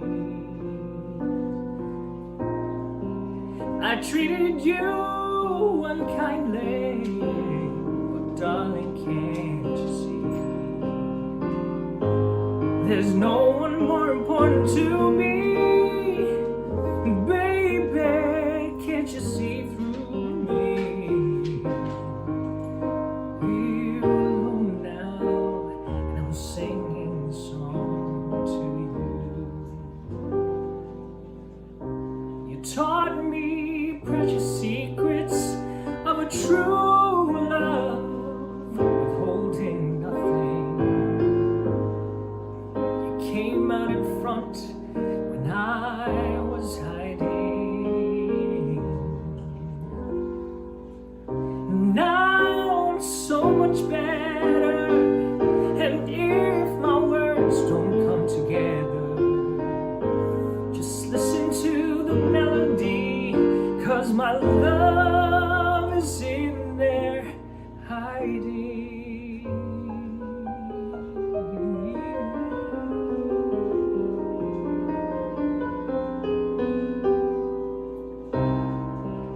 I love you in a place where there's no space or time. I love you for my life. You're a friend of mine. And when my life is over, remember when we were together.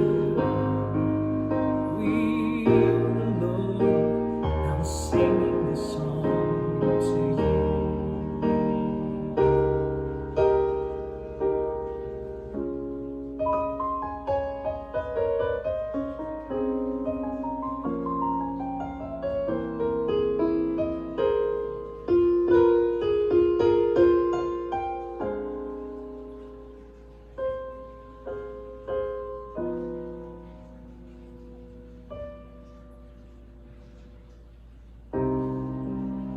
I love you in a place where there's no space or time.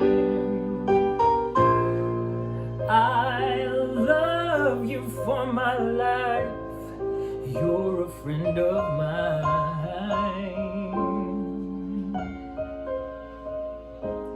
And when my life is over, remember we were together. We were alone, and I was singing the song to you. We were alone, and I was singing the song to you. We were alone, and I was singing this song.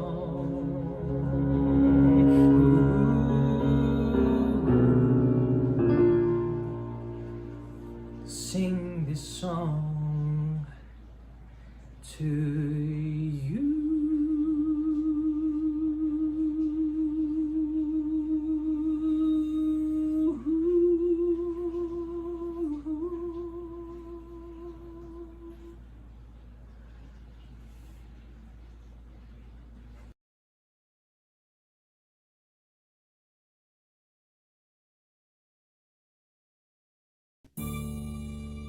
All of this time I've planned, I've been patient, and you would love me again.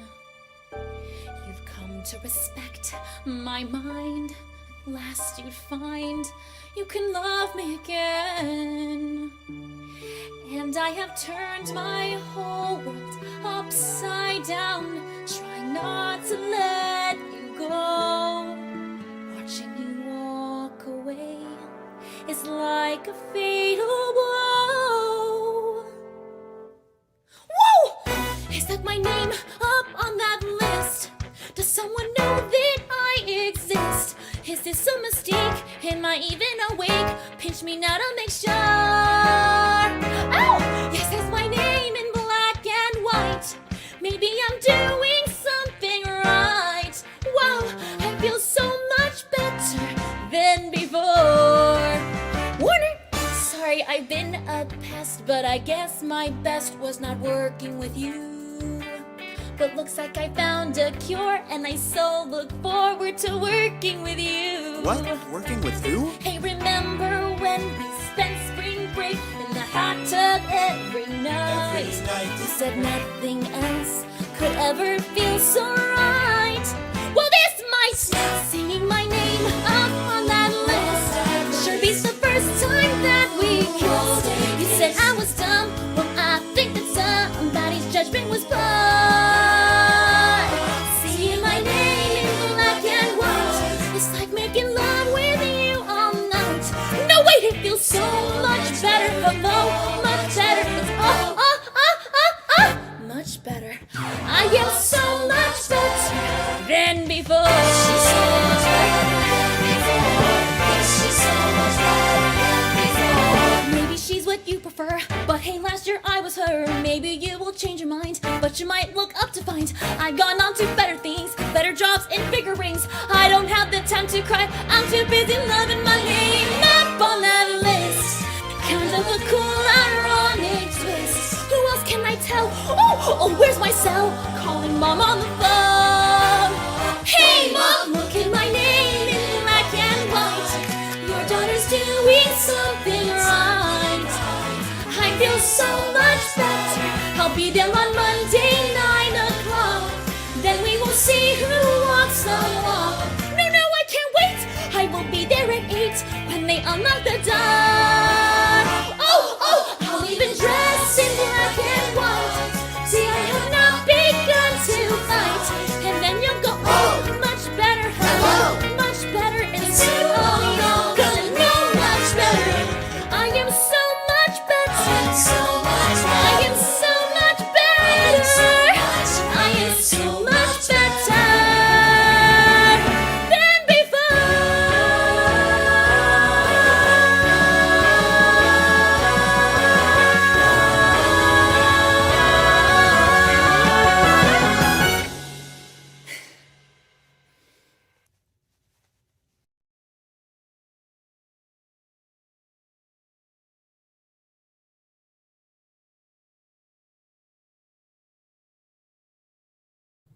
There was something in the desert.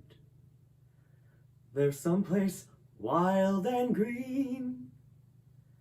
And a child in a village I passed through. There are places that I've traveled, and so many things I've seen. Well, it all fades away, but you.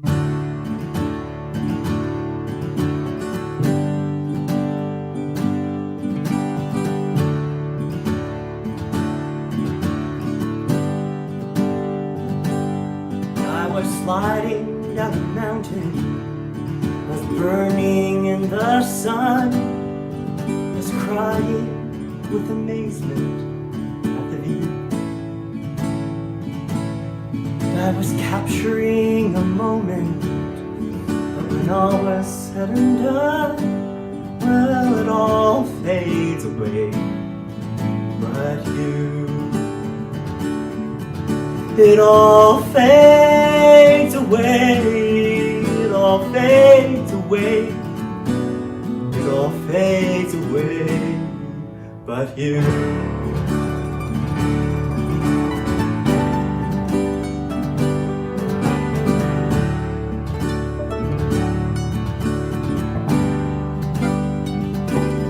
I have sailed across the oceans, past the cities and the farms, on a never-ending quest for something new.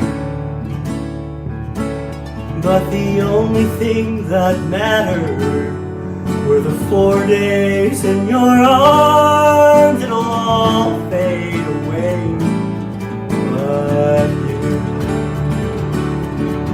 it all fades away, it all fades away, it all fades away, but you.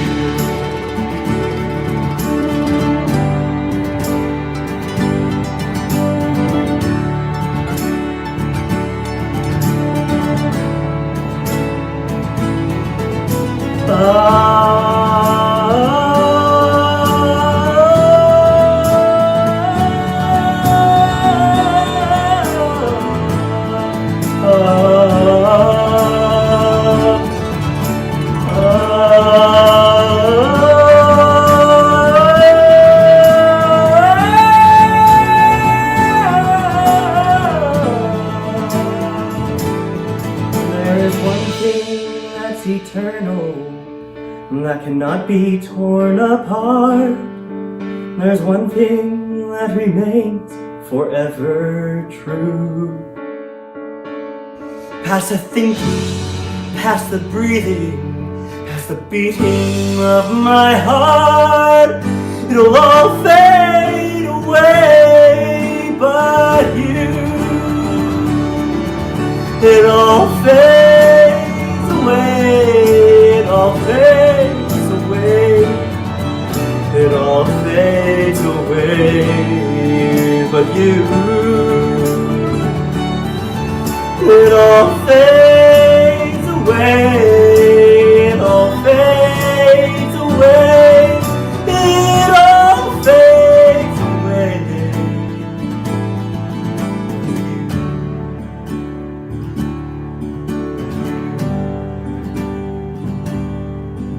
But you.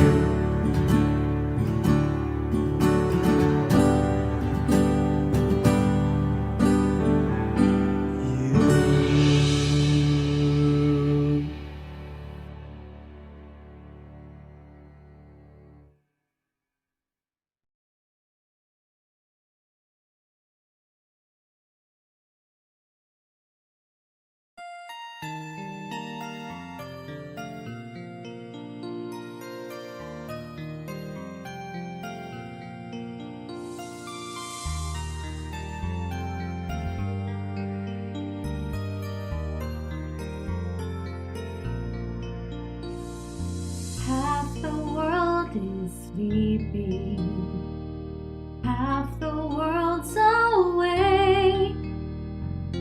Half can hear their hearts beat, half can hear them break. I am but a traveler in most every way. Ask me what you want to know. What a journey it has been, and the end is not in sight. But the stars are out tonight, and they're bound to guide my way. When they're shining on my life, I can see a better day. I won't let the darkness in. What a journey it has been.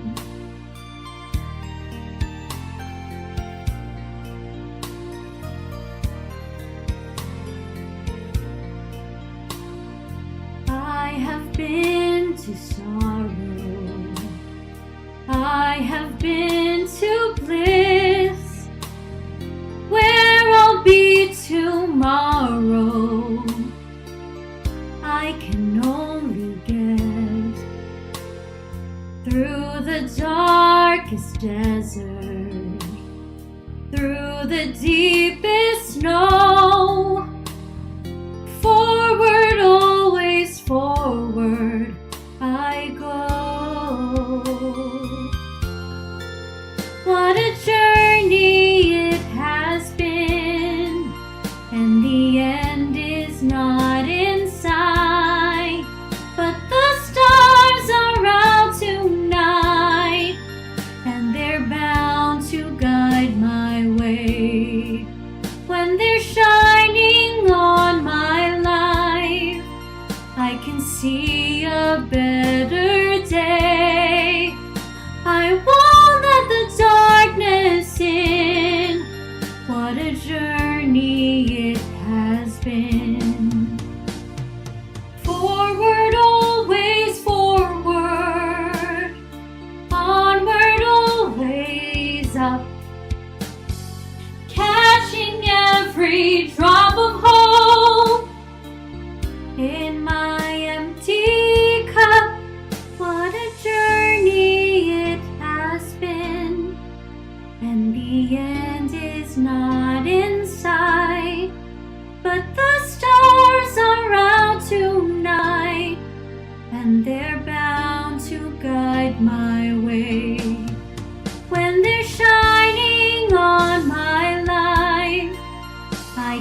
see a better day. I won't let the darkness in. What a journey it has been.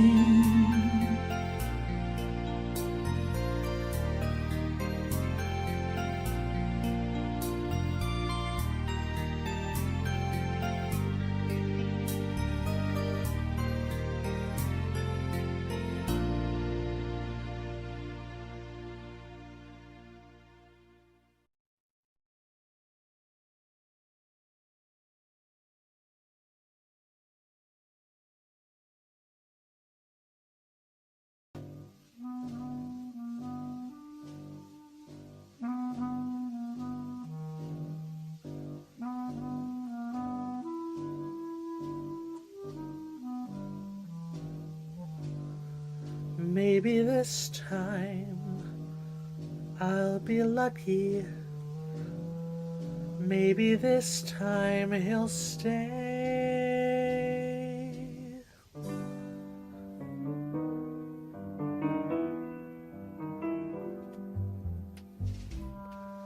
Maybe this time, for the first time, love won't hurry away.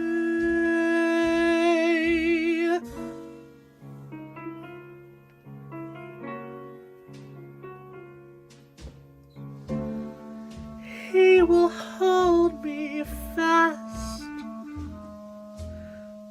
I'll be home at last. Not a loser anymore, like the last time and the time before.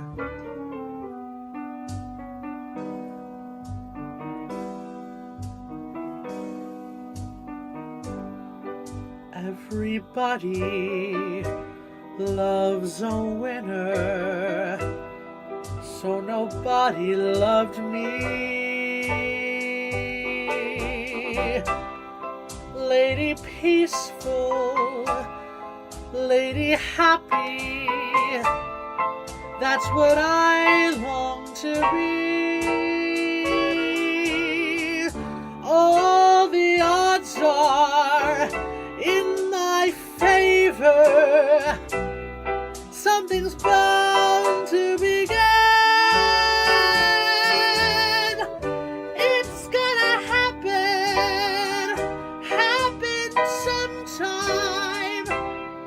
Maybe this time will win. 'Cause everybody, oh, they love a winner. So nobody loved me.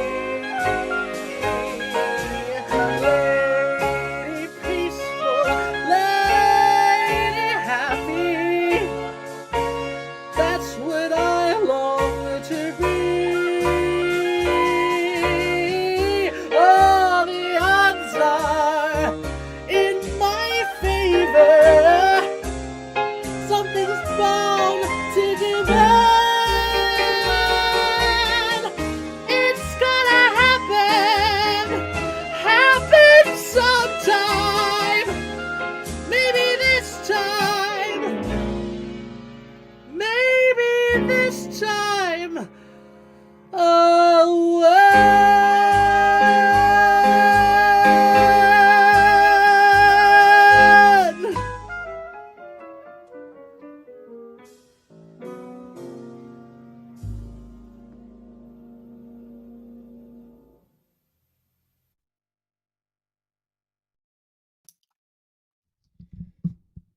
Oscar, wow, you're on Oh, mute, but oh my goodness. Are you kidding me?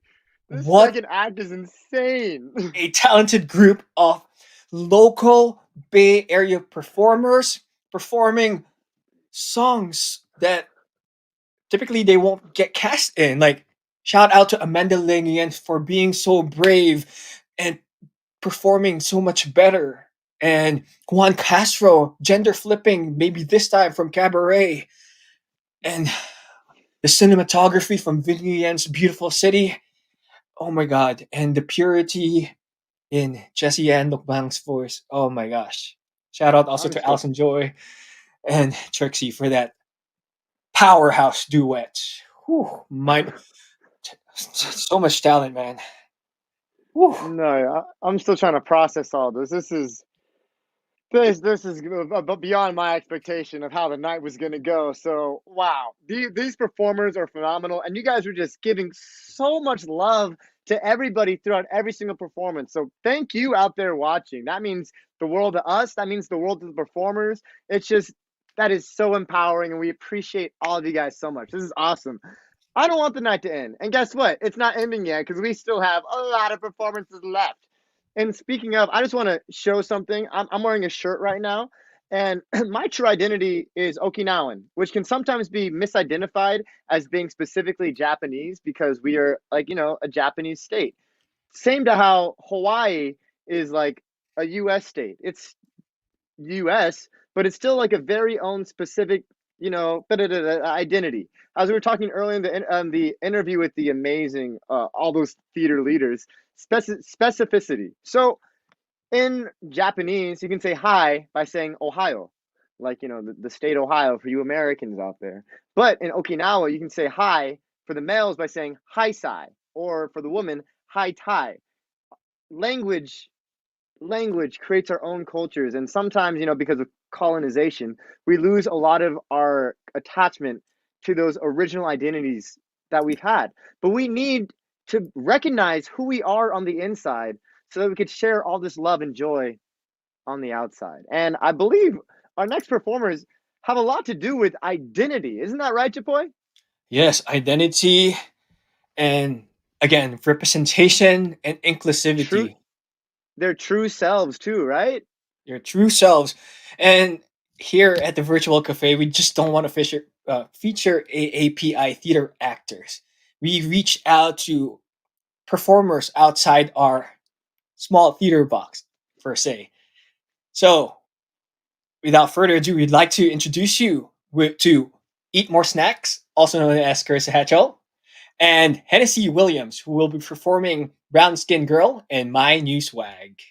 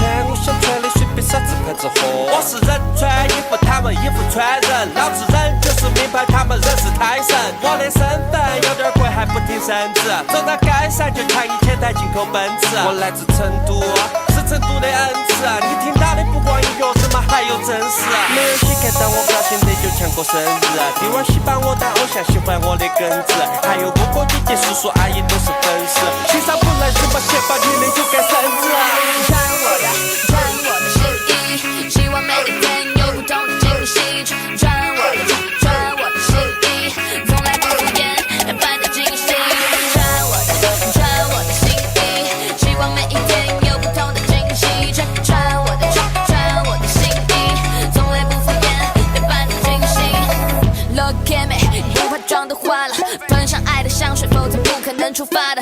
哪个女生不爱美？时尚我满写8个，你爱的那个 bad boy 都想对我有瓜葛。多少 hate 他们把我视为眼中钉，当嫉妒从你心里爬到脸中心，做自己就是你，做个最时尚的新人，打扮漂亮再出门，要坚持这种精神。当我出现，每一眼都惊艳，讨厌肤浅，给我真切偏见，不仅忽远，就该谦虚，像心愿，要更酷炫，每一天都更鲜艳。穿我的新衣，希望每一天有不同的惊喜。穿我的新衣，从来不敷衍，让伴着惊喜。穿我的新衣，希望每一天有不同的惊喜。穿我的新衣，从来不敷衍，让伴着惊喜。清早起来，什么金子招？梳一个油头，什么花儿香？脸上擦的是什么花粉？好点的胭脂是什么花儿？穿我的新衣，穿我的新衣，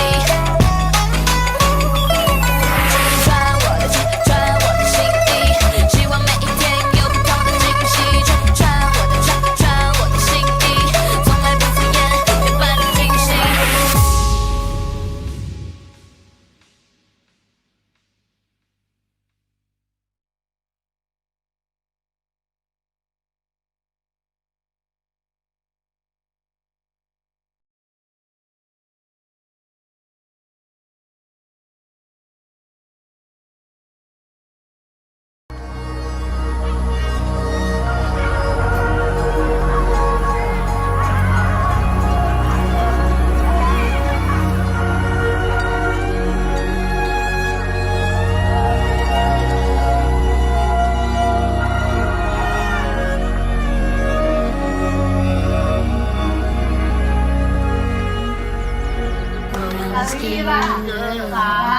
Skin looks like pearl, best thing in the world. Never trade you for anybody else, and I'm down skin girl. Skin just like pearl, the best thing in the world. I never trade you for anybody else, singing. Pose like a trophy when Naomi's walking. She need an Oscar for that pretty dark skin. Pretty like Lupita when the camera's closing. Drip broke the levee when my Kelly's rolling. I think tonight she might braid her braids. Melanin too dark to throw her shade. She minds her business and winds her waist. Go like 24K. Okay. Tonight I might fall in love, depending on how you hold me. I'm glad that I'm calming down. Can't let no one come control me. Keep dancing and call it love. She fighting but falling slowly. If ever you are in doubt, remember what mama told me. Brown skin girl, your skin just like pearls. You're back against the world. I never tried you for anybody else. Say brown skin girl, your skin just like pearls. The best thing about the world. I never tried you for anybody else. Oh, have you looked in the mirror lately? Wish you could trade eyes with me. Cause there's complexities in complexion, but your skin is glow like diamonds. Hit me like the earth, you be giving birth to everything alive, baby, know your worth. I love everything about you, from your nappy curls to every single curve, your body natural. Same skin that was broken, me the same skin taking over. Most things out of focus view, but when you're in the room, they notice you. Cause you're beautiful. Yeah, you're beautiful. Them gon' fall in love with you in all of your glory. Your skin is not only dark, it shines and it tells your story. Keep dancing, they can't control you. They watching, they all adore you. If ever you are in doubt, remember what mama told you. Brown skin girl, your skin just like pearls. You're black against the world.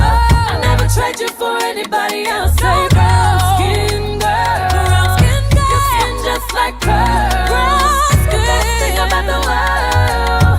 I never trade you for anybody else. Say brown skin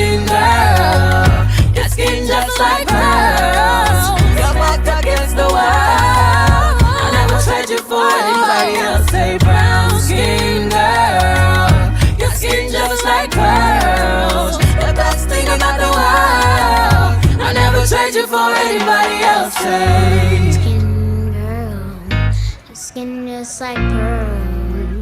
Best thing in the world. I never trade you for anybody else singing.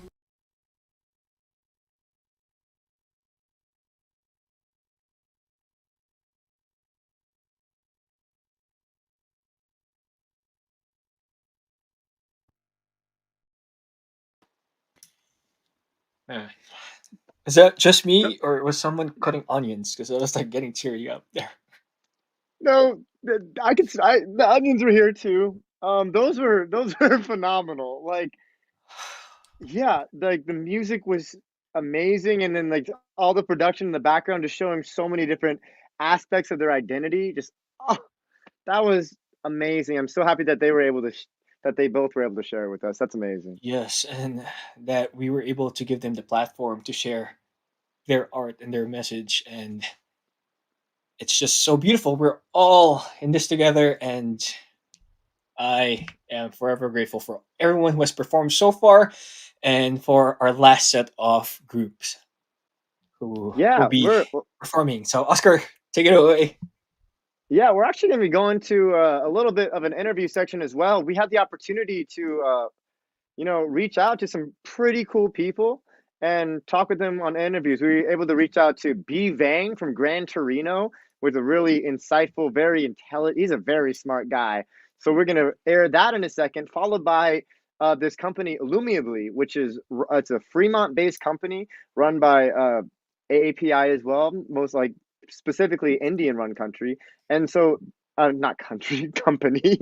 And then we also are hearing from a couple of V Media people from the past. But before we get into those awesome interviews, we're gonna see a really cool video from this amazing Bay Area photographer, Natalie Jane. I'm so excited for this. I've worked with Natalie twice on 2 different shoots, and I've also worked with her in theater for years and years, blah, blah, blah, blah, blah. Enough about me.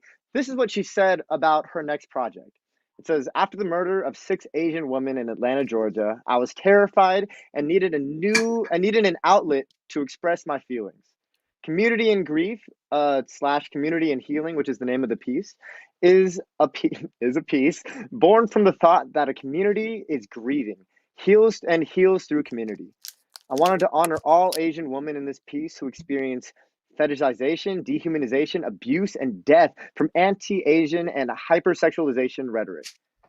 And I think that speaks for itself. It's going to be awesome. She's a phenomenal photographer, and she has such an amazing route for where this next piece is coming from. So following Natalie's amazing video we're about to see, and powerful video, I should say again, we're going to hear some pretty awesome interviews. So yeah, let's see what happens. This is going to be awesome.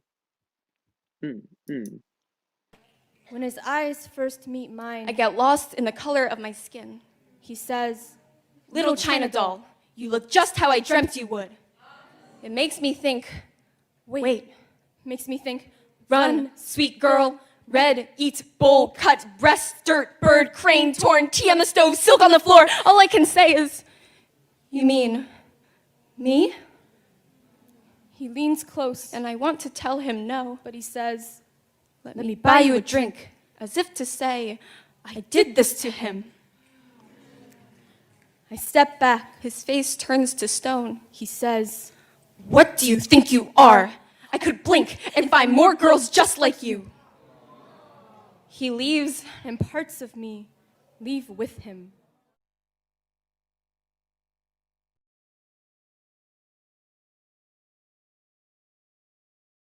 Very special guest for you today. He is an artist, he is an activist, he is a role model. You may know him from his star role in Gran Torino. We have Mr. B Vang. Thanks for having me. Thanks for being here, man. Very appreciate you being here. I recently watched Gran Torino, so yeah, you were phenomenal in that role. You held it down. How old were you when you were in Gran Torino? I was 15. Gran Torino is considered, at the time, a film that was ushering in a post-race and Obama-era milieu in the country. So a lot of people saw the film as an allegory about how people can come together and transcend their differences to form unlikely bonds and friendships, and that's what my character was. I was getting asked everywhere I went who the Hmong people are, because I played a Hmong character. My character, Tao, was Hmong American and Gran Torino. They would ask who the Hmong people are, where's Laos, and what happened there, and what is the secret war. And to this day, many still have never heard of the Hmong people, and many still can't even locate Laos. So the fact that no one knows about the secret war means that they don't really know the history of how the Hmong ended up here in the US. And so I spoke up because I learned that that's what it means to be a person of color in this country. And the point was simply not to condemn Gran Torino or to cancel Clint Eastwood or to cancel Gran Torino. I mean, I think that that's ridiculous. I do believe in free speech. But my saying that shouldn't be interpreted as an endorsement of hate speech. And part of what I'm trying to work through is to convey the very idea that we can't regulate speech in this way, because what is that going to do? It's going to create more racists, and the racists are going to become even more racist, right? Which is kind of like what we're seeing with this Trump era backlash, or whitelash as they call it. And part of this free speech debate shows us that the orthodoxy with which people speak about this or on this issue is to convince us that this is all about a zero-sum game. We either let the racists say what they want, or do we respect people's dignity and humanity? And so we can think of Gran Torino being good and bad, right? And I don't necessarily think that it's entirely wrong or evil or entirely right and good. The film gave Hmong Americans this platform and mainstreamed this word. You're helping us with the fight to take a step forward. And I'm so grateful that you were here to share all of your wisdom with us today. I'm very excited. You have a very bright future ahead of you. Thank you so much for being here with us. That's awesome. Thanks for having me. Rishi Jeffy, you have a very interesting company and business you run, and I think it'd be awesome if you just briefly tell us a little bit about it and how that helps bring you empowerment in your life. I made this company kind of as a joke to start with, to be honest. I gave it the name Illumably, and everyone, when they hear Illumably, they're like, yo, what does that mean? But it stems from the word illuminate. So that's where the illume part comes. And we wanted to shed light on things that are kind of not talked about in the media. Originally our focus was kind of just talking about underserved communities and just stories that people never hear on a CNN or traditional media outlet. So I wanted to see if one guy out of his bedroom could basically put something out there, and if it could reach millions of people. And what I started out with was just making a video of having grit and how people who have gritty personalities can overcome anything. They can overcome even financial hardships from their parents. As long as they have a gritty mentality, they can make anything happen. So we had made a video about that, and it reached over 88 million views within 2 weeks or so of posting it on a Facebook page. Yeah, I think the biggest thing that needs to be happening, at least in the world today, is representation. There hasn't been enough representation for AAPI in the mainstream media for the longest time. I guess there was a first step that was taken in the Oscars with a female Asian lady winning an award this year, but still, even if you look at the movies, you don't really see much representation. And if you do see an Asian person on TV, it's they're usually typecasted as a nerd or someone who's really frail, never the main hero protagonist type of character. When it comes to Marvel movies too, right? I'd love to see Asian people there, and I saw Kumail is also going to be in one of the next Marvel movies that's coming out. So that was a good first step. So more things like that. Right now, when you think about the famous people Tom Cruise, Brad Pitt, and stuff like that, I want more household AAPI names in that, in the same breath, basically. What's up, everyone? Here's Alex. So he wrote the awesome story for the video that Oscar's in. Okay, yeah. So Sick Boy, that's the title of this short film. And basically it stemmed from all the COVID-19 racism that was happening last year in 2020. And unfortunately, it was so prevalent, and Asian hate crimes hate crimes against Asians have been going on for decades, but they've only gotten worse in the past year. So I took all the similarities and put them into one story so that people would be able to recognize what a hate crime is. It was awesome shooting with you guys, and like I'm so excited to see how everything comes out. Thank you so much for having us, man. You know our next guest from all of our V Media promos. His name is Jun Zhang, and he's here to tell us about his experience being an Asian American bilingual actor in the Bay Area. What's up, everybody? This is Jun Zhang from V Media Arts. I'm pretty sure you already know me from lots of promo videos.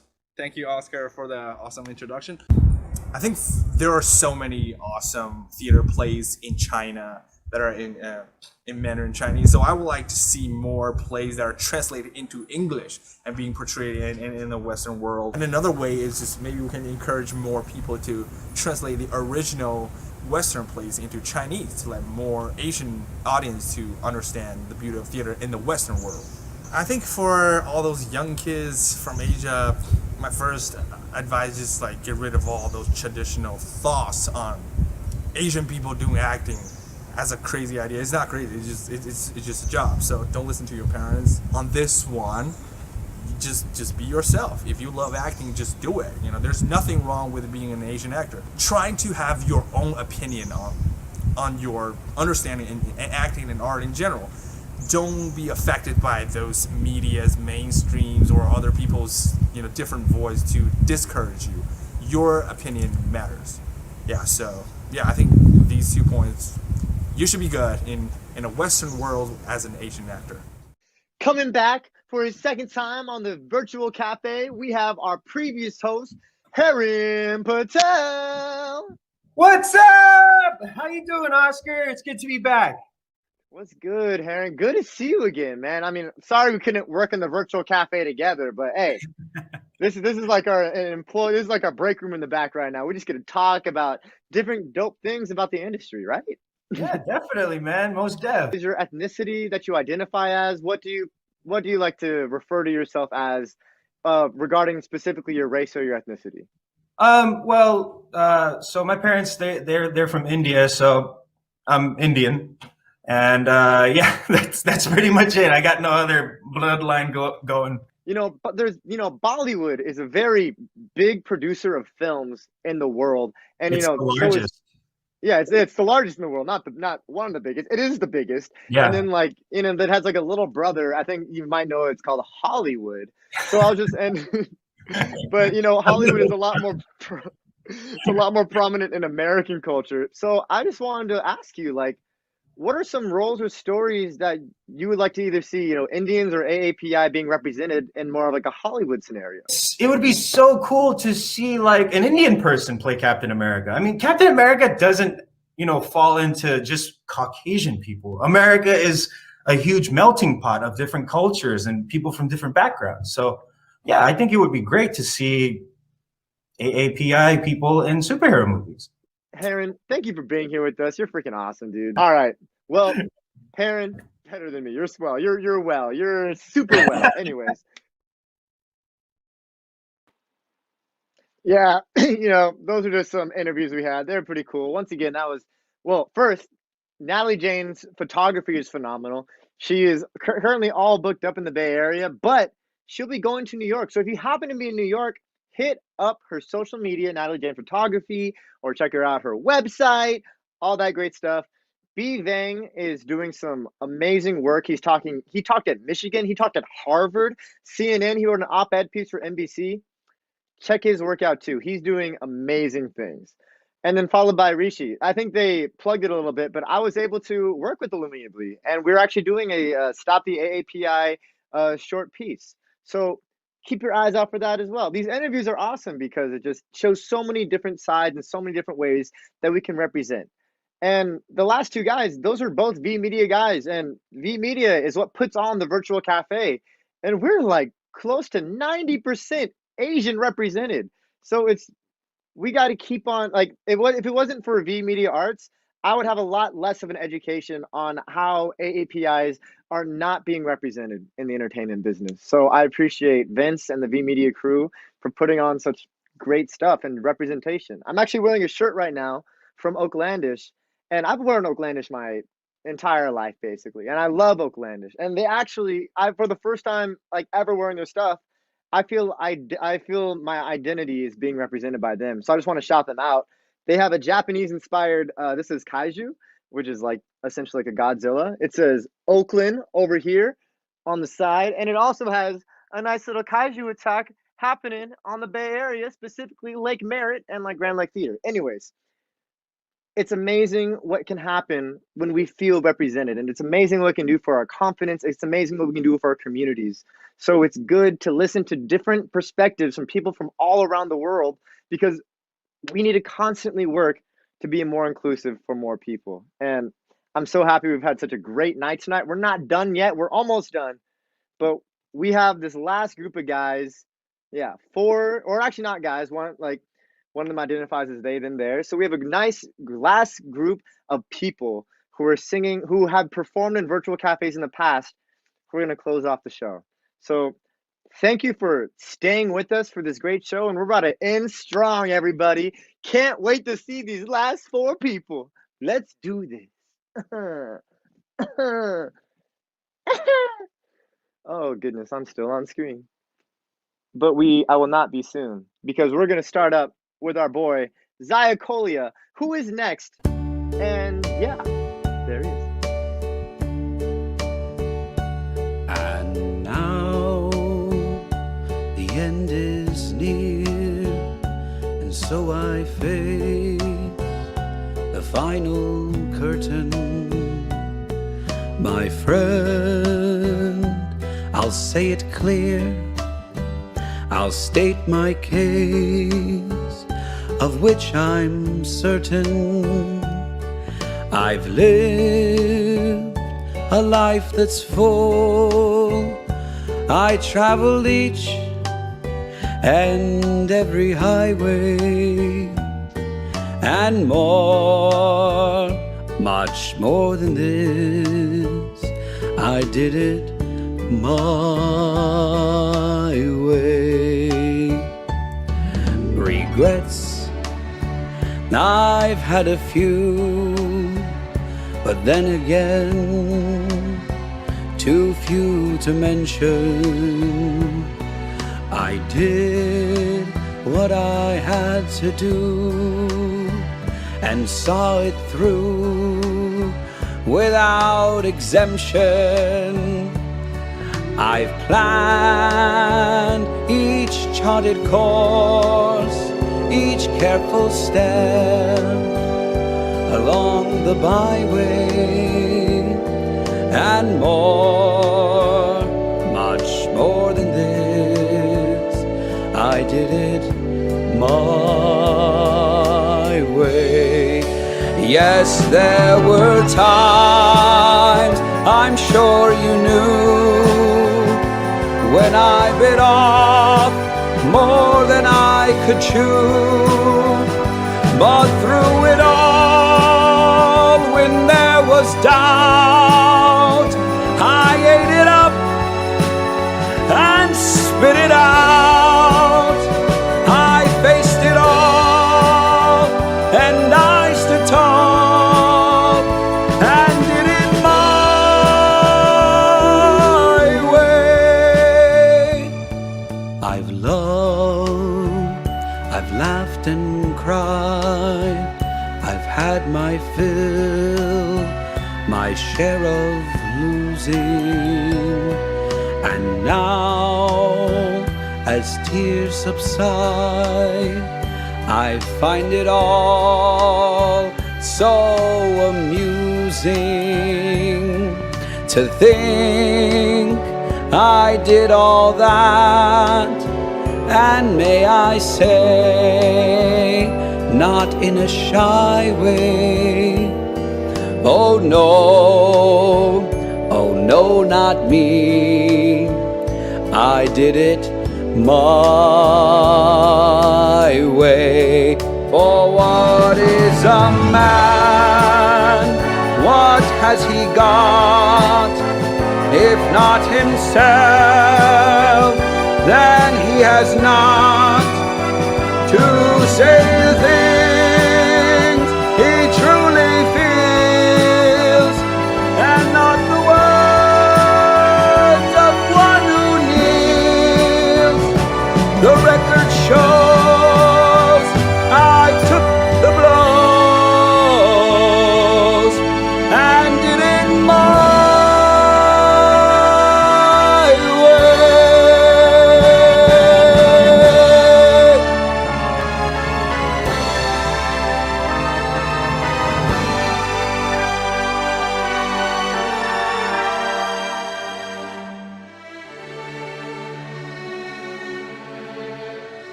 Yes, it was my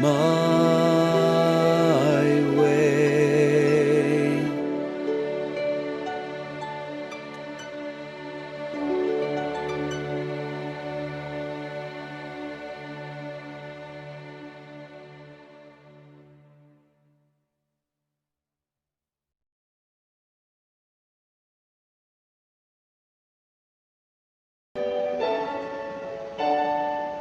I don't want to go along with the crowd. Don't want to live life under a cloud. Give me some air and space and the sun on my face. I want to live out loud. Don't want to be alone in the crowd. Don't want to seem peculiar and proud. I need to be as free as I know how to be. I want to live out loud. Every day, sleepwalk, lockstep, no one dares to stray. Though they may, straight-laced, shame-faced, long to break away. They're as lonely as can be. Isn't what they want from me. I don't want to go along with the crowd. Don't want to live life under a cloud. Give me some air and space and the sun on my face. I want to live out loud. Don't want to be alone in the crowd. Don't want to seem peculiar and proud. Nobody wants me here, but I won't disappear. I want to live out loud. I want to run down an open shoreline. I want to join in the moonlit dance. I want to swing from the branches of a tree. I want to bathe in the hidden inlets and let the breeze come and dry my hair. I want the life they took away from me. If it makes me headstrong, fine. That's a fault I'm glad is mine. I don't want to go along with the crowd. Don't want my spirits broken and bowed. Why do I have to hide what I'm feeling inside? I want to live out loud. I don't want to go along with the crowd. Don't want to seem peculiar and proud. Give me the wings of a bird. I'll be seen and be heard. I want to sing when my heart is full. I want to sing and I want to fly. I want to soar in the sky without a cloud. I want to live out loud.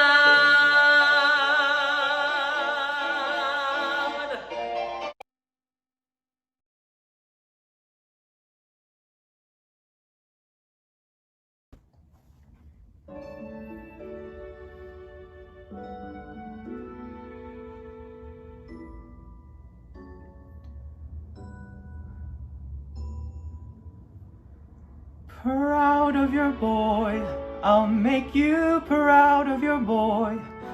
Believe me, bad as I've been, Ma, you're in for a pleasant surprise.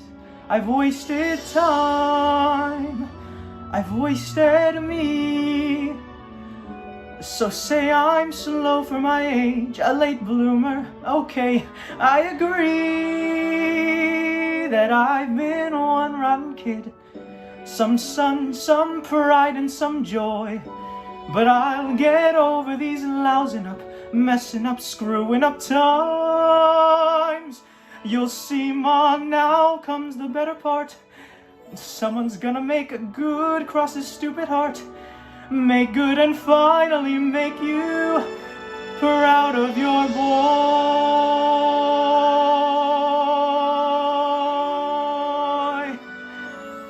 Tell me that I've been a louse and a loafer. You won't get a fight here, no ma'am. Say I'm a gold brick, a goof off, no good, but that couldn't be all that I am. Water flows under the bridge, let it pass, let it go. There's no good reason that you should believe me, not yet. I know, but someday and soon I'll make you proud of your boy. So don't look back, 'cause that boy that you knew isn't there anymore. And Mom, those plans that you had for me, I'll make sure they happen, I guarantee. Mom, I will try hard to make you proud of your boy.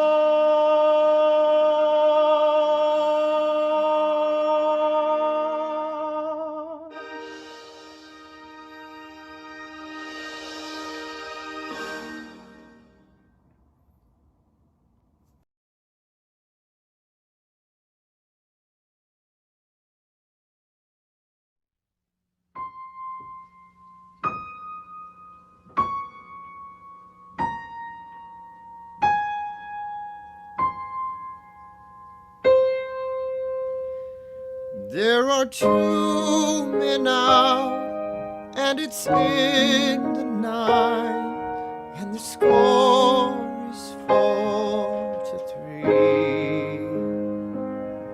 There's a man on first, and a man at bat, and the man at bat is me.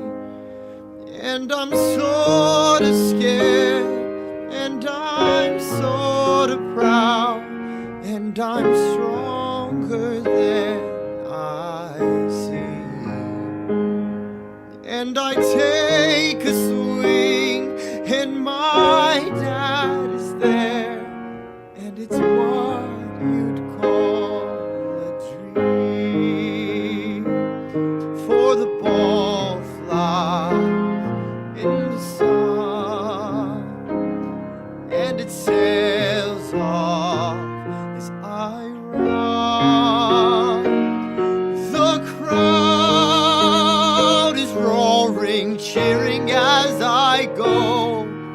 So are all the guys on the team.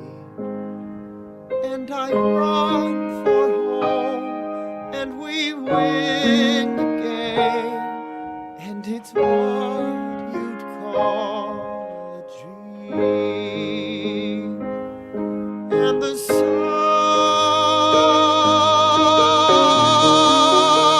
shines like diamonds. The summer sun shines like diamonds. The summer sun high in a baseball sky shines like diamonds.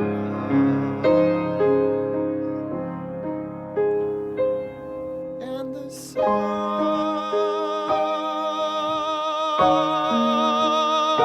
shines like diamonds.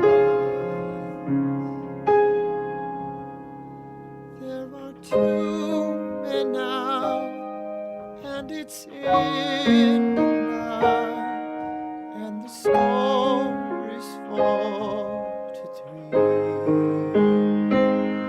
There's a man on first, and a man at bat, and the man at bat is me.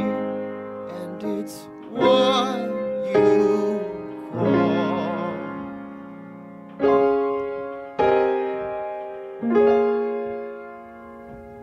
a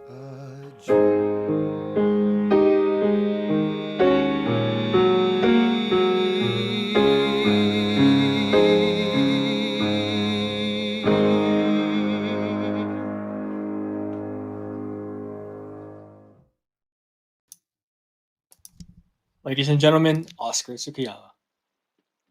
Who was that guy, man? I don't know. It said Oscar Tomosada. But Oscar Tomosada Tsukiyama. If anybody really wants to go back and like go to that part, it says Oscar Tomosada in big font. Then it says my last name in super little font. So for any of those nerds out there who really want to like see that, that was there. But yeah, that's wow, Japoy, that's the show. Man, right? I can't believe it. 3 hours and 20 minutes. We made it. We're done. We're done. That's it. All right. Well, yeah, the performers were awesome. The audience was phenomenal. We couldn't exactly hear you, but you guys were commenting like crazy. So I hope like the virtual theater aspect, it allows you to do, hit up your best friends while they're performing, which usually doesn't happen in theater. So hey, virtual theater one right there. Come on. And yeah, the I think also there's films, there were movies, there's phenomenal singing. Yeah, and Live performance. Live, that was a phenomenal live performance from Bake the Musical. Wow. Live interviews, pre-recorded interviews. What didn't we have? We didn't have live actual theater, but we came as close as we possibly could. And that is on big part because of this guy. Japoy, he organized everything. He got all these artists together, mushed them together, organized them, and we created a phenomenal night like this. So literally, this couldn't have been done without this guy right here. Everyone, come on. Thank you. Man, when the creativity hits you, it just flows, and with the help from everyone from our community, no questions asked, they're willing to help out, put in some time in order to perform. Even though it's virtual, they were 100% effort into producing all these marvelous pieces of work. And we're all doing this to amplify our voices, to show the world that we can act, we can sing, we can be whoever we want to be, and we can share our stories in any platform. Exactly. Oh, and yeah, well, yeah, I think on this note, we hope the next time that we get out a performance like this, it'll actually be in a live theater. And, I hope you guys just have a phenomenal May, Asian Pacific Islander, Asian American Pacific Islander Heritage Month, aka Appreciation Month. But I think as June usually says in our close-offs, it's like, make sure to wear a mask, watch local theater, and we'll see you next time at the Virtual Cafe. Thank you so much. Thank you, everybody. And before we leave, again, for those of you who can volunteer, please visit sfbec.org or call 415-255-2358. Every Thursday, we do food packing to be delivered to our community, and we also need drivers to bring those food to especially our senior citizen. Thank you again, everyone, for your time, for your help, for your support, and we'll see you on the next cafe. See you next time.